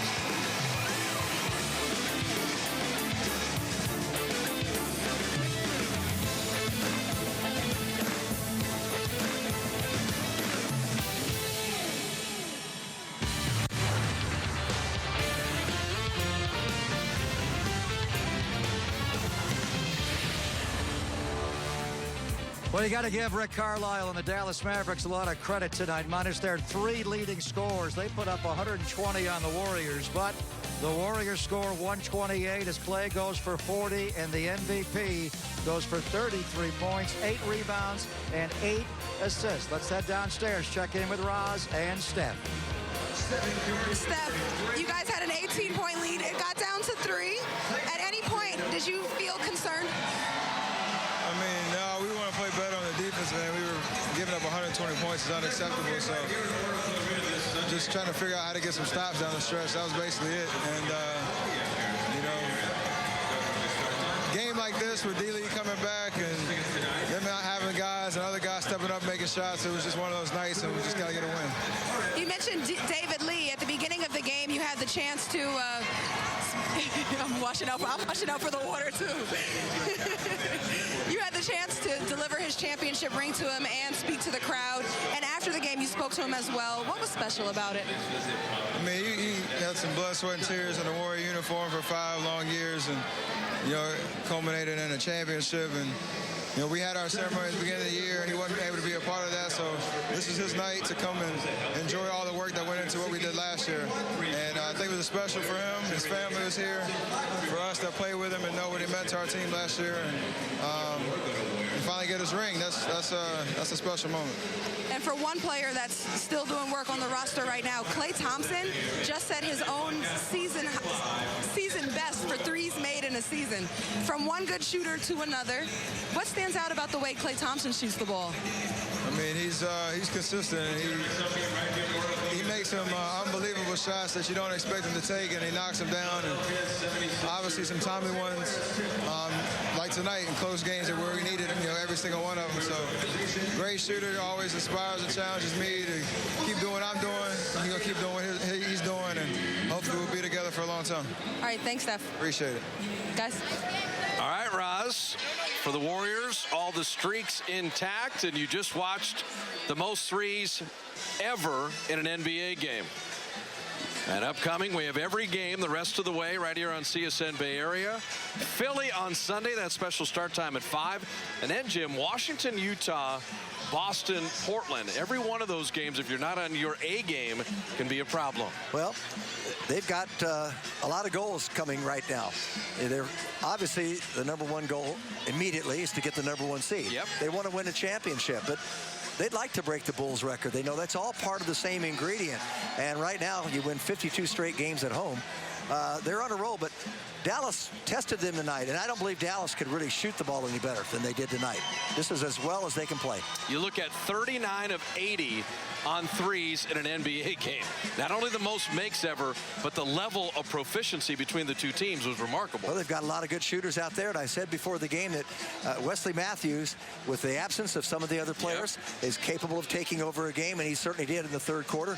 He was equally good in that fourth quarter. But Charlie Villanueva doesn't get to play much, doesn't play much defense.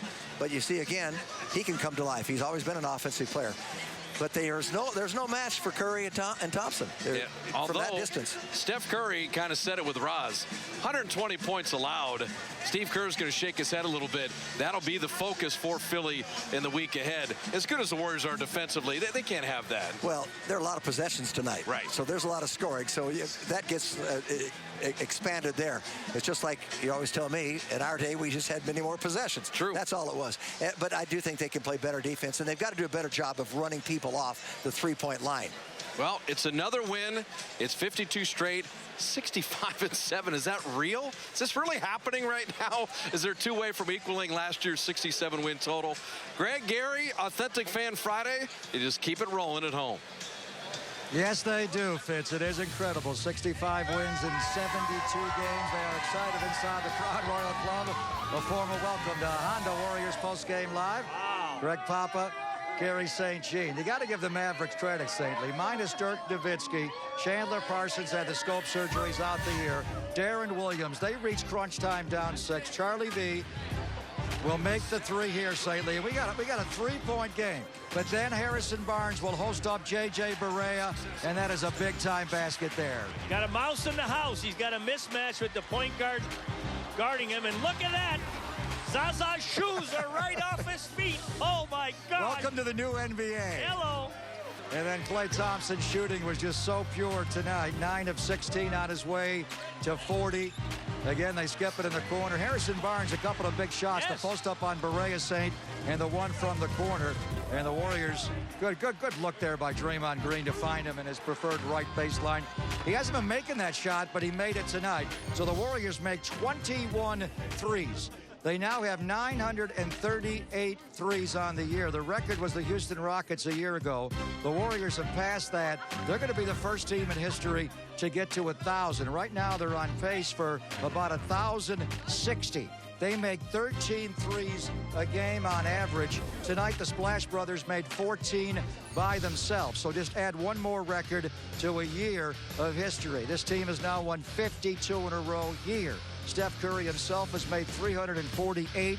He made 5 more tonight, so he's averaging 5 per game. He's missed 2, so add it up. 5 times 80 is 400. That's what he's on pace for.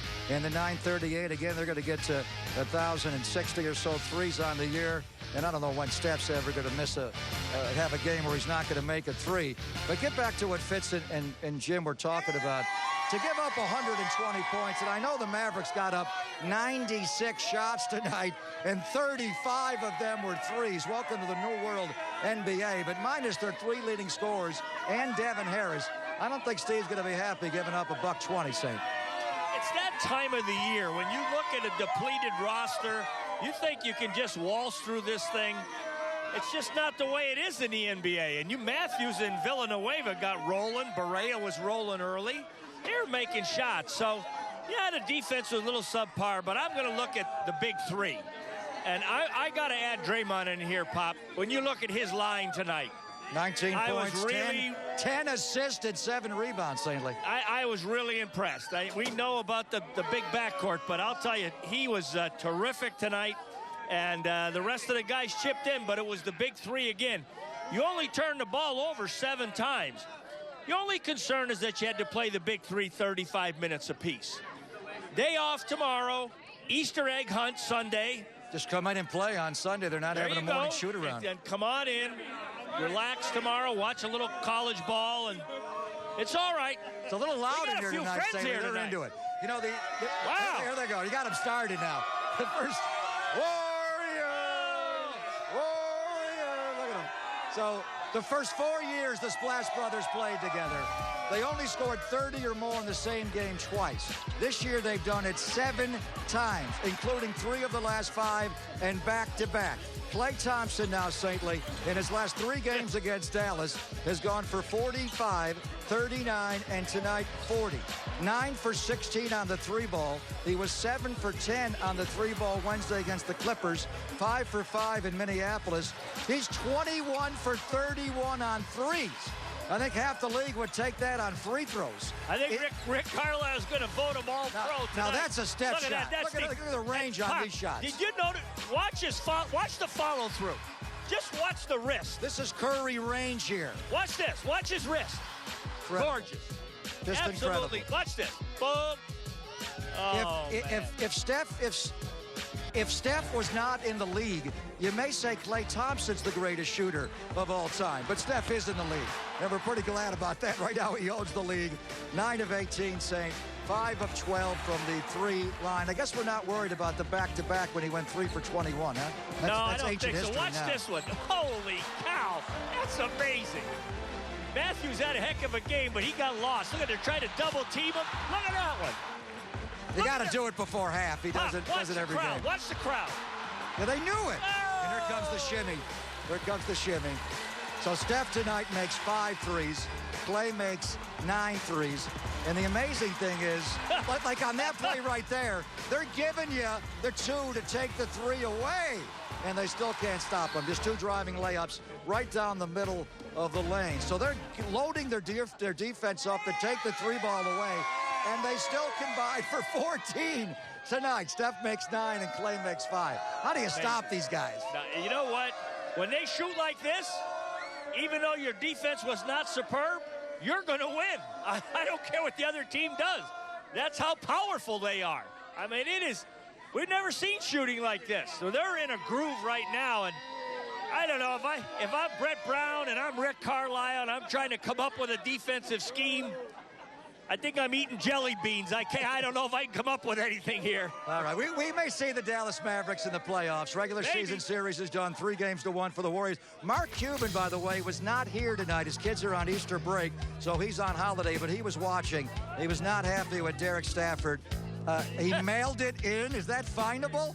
Yes, it is. The travel we're going to show you in a minute. He wanted his head coach to take a technical. Salah Mesri here, and we're going to see if it's the travel call inside.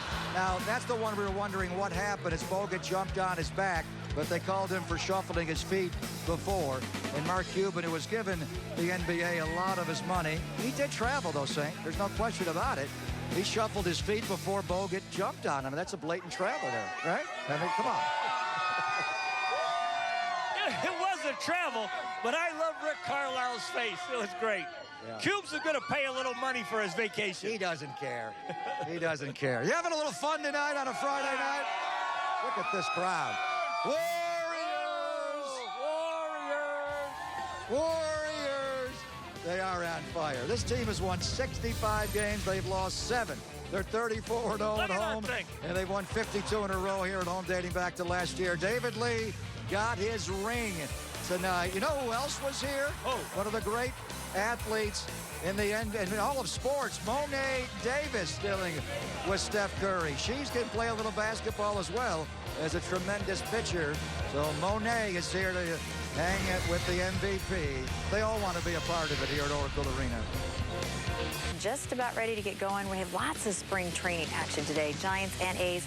And to the surprise of no one, Bruce Bochy names his opening day starter, and we all know who that'll be. We'll give you an update on Colin Kaepernick plus wall-to-wall Warriors coverage. Yeah, and we have tons of basketball as well. Don't forget that little thing called the NCAA tournament taking place, Sweet 16. We'll have all that and more. We'll see after Warriors postgame live. Let's go back to the Papa Bear and Saint at Roracle. All right, Feldy and Mindy, we'll check in with you at 10:30. We're just looking at the box score. Some amazing numbers. The Warriors had 47 fast break points. Dallas had 1. 47-1, which is staggering. The Warriors won 67 games this year, and they've got 65 so far with 10 more to go. They're the second team in the history of the NBA to win 65 or more in back-to-back games. The other team, Steve Kerr, 95-96 when they won 72. They came back the next year and won 69. The numbers are amazing. Splash Brothers combined for 73. We just set an NBA record 2 weeks ago against Portland when the Warriors and Blazers combined for 37 threes. Tonight, they break that record. Warriors make 21, and the Mavericks make 18. Let's get reaction right now. Check in with Steve Kerr on a wild, wild NBA game tonight. What did you see late in the game that I guess maybe you didn't like as much, you didn't like so much? And what did you think of the whole game in general? It's one of the strangest games we've had this year when you look at the stats. We beat them 47-1 in fast break points, and we had 7 turnovers. You tell me that before the game, I'll tell you we win by 30. But that's one of the best coached teams in the league. So even when they're down Dirk and Darren Williams and Devin Harris, they generate really good offense, and we say it all the time, they've got NBA players. Our defense was horrific. Dallas exposed us, and they ran great stuff, and they made shots, and they deserve all the credit in the world. But our defense was horrific, and we lost focus time after time. And it's strange because usually when we lose focus, we turn the ball over. We only had 7 turnovers, season low. So we did a good job offensively, but defensively we were kind of a mess.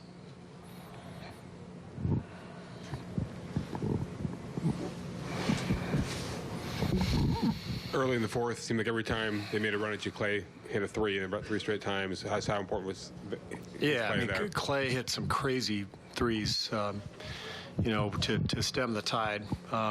Hit some huge shots, and I thought, we had a lot of guys who came through. Draymond and Steph, made some big plays. I thought Harrison, his fourth quarter was tremendous. Like his hustle, his anticipation, his energy was incredible.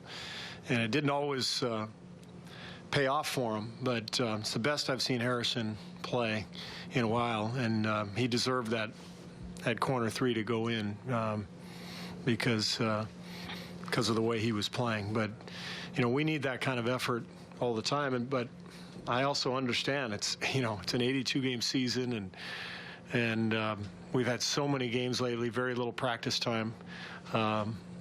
So, what I told our guys is, we can't work them. We can't work their legs because we got to give them rest. So that means they have to work their brains. And we'll have a lot to show them on the film defensively. Clay had 9 threes made tonight, busted through his single season high for 3 points made. What do you see from him, especially over the last 10, 15 games, that's helped him kind of get to that level? I just see a guy who never cares and just comes down and shoots. He never thinks. He takes some bad ones, but we're willing to live with that because he makes so many of them.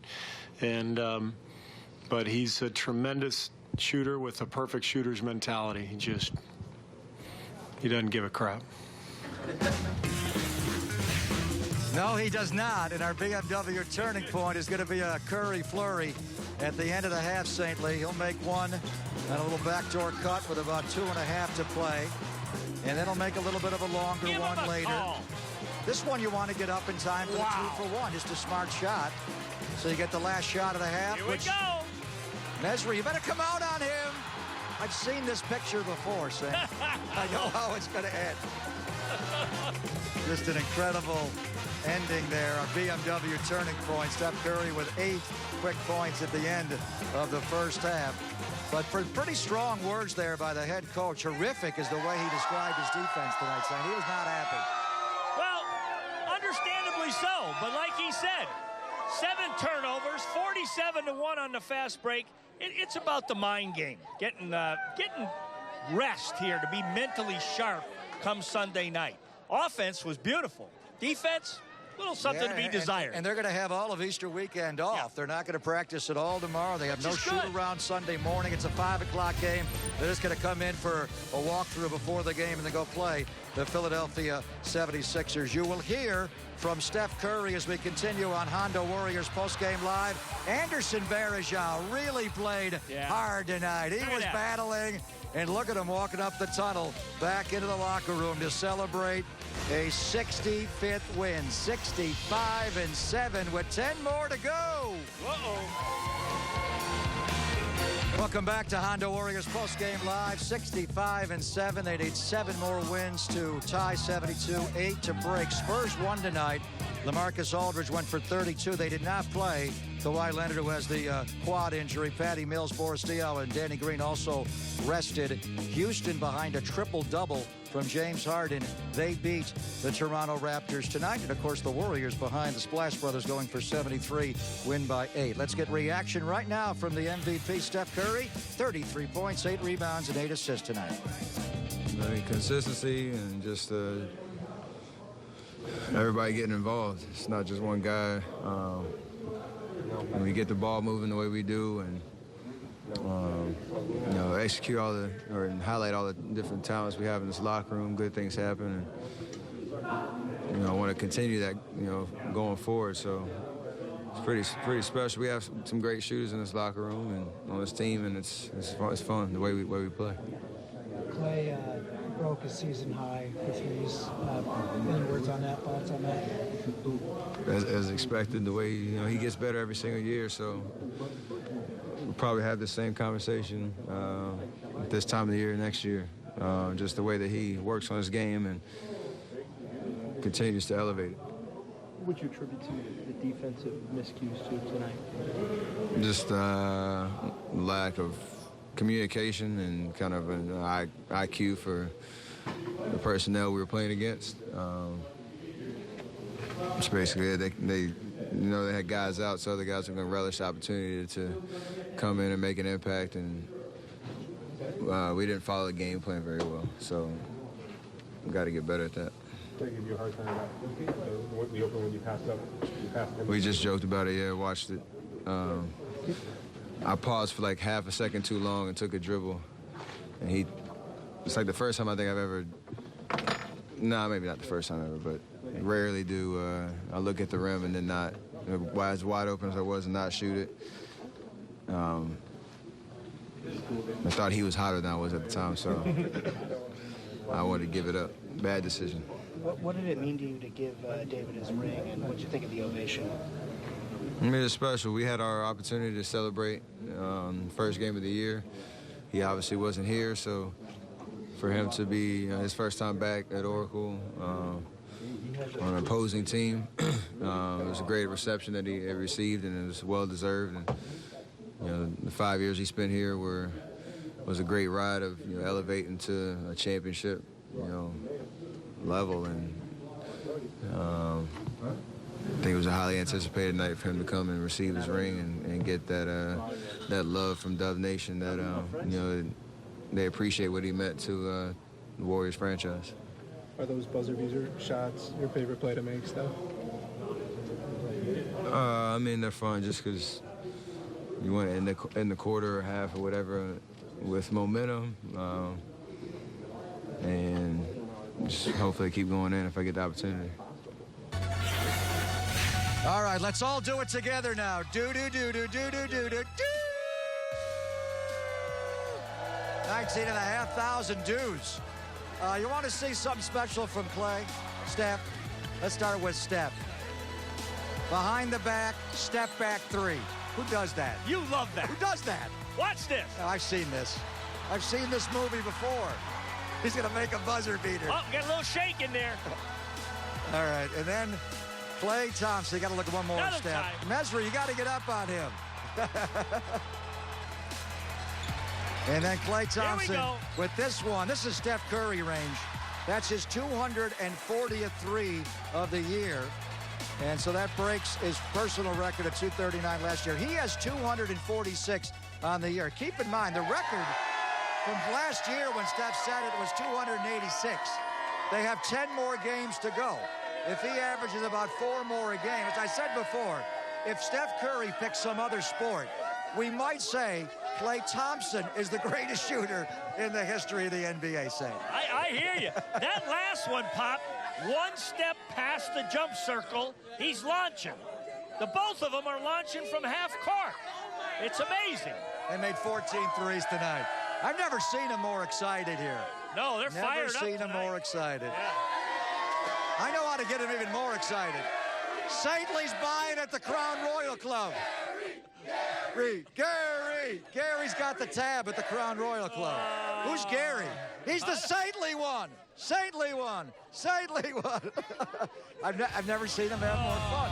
We saw this team win the title last year. Coming, Pop. God, you know what? They are enjoying this. Love it. They are not taking this with a laissez-faire attitude. They know what they're seeing. They're seeing the best team we've ever seen in any sport. Oh, and then the 76ers are coming in state. They have 9 wins. God. They have 9 wins. All right, our Honda drive ahead. We're going to have a matchup Sunday for the ages. The 65-7 Warriors, the winning percentage of 90, against the 9-63 76ers with a winning percentage of 12.5.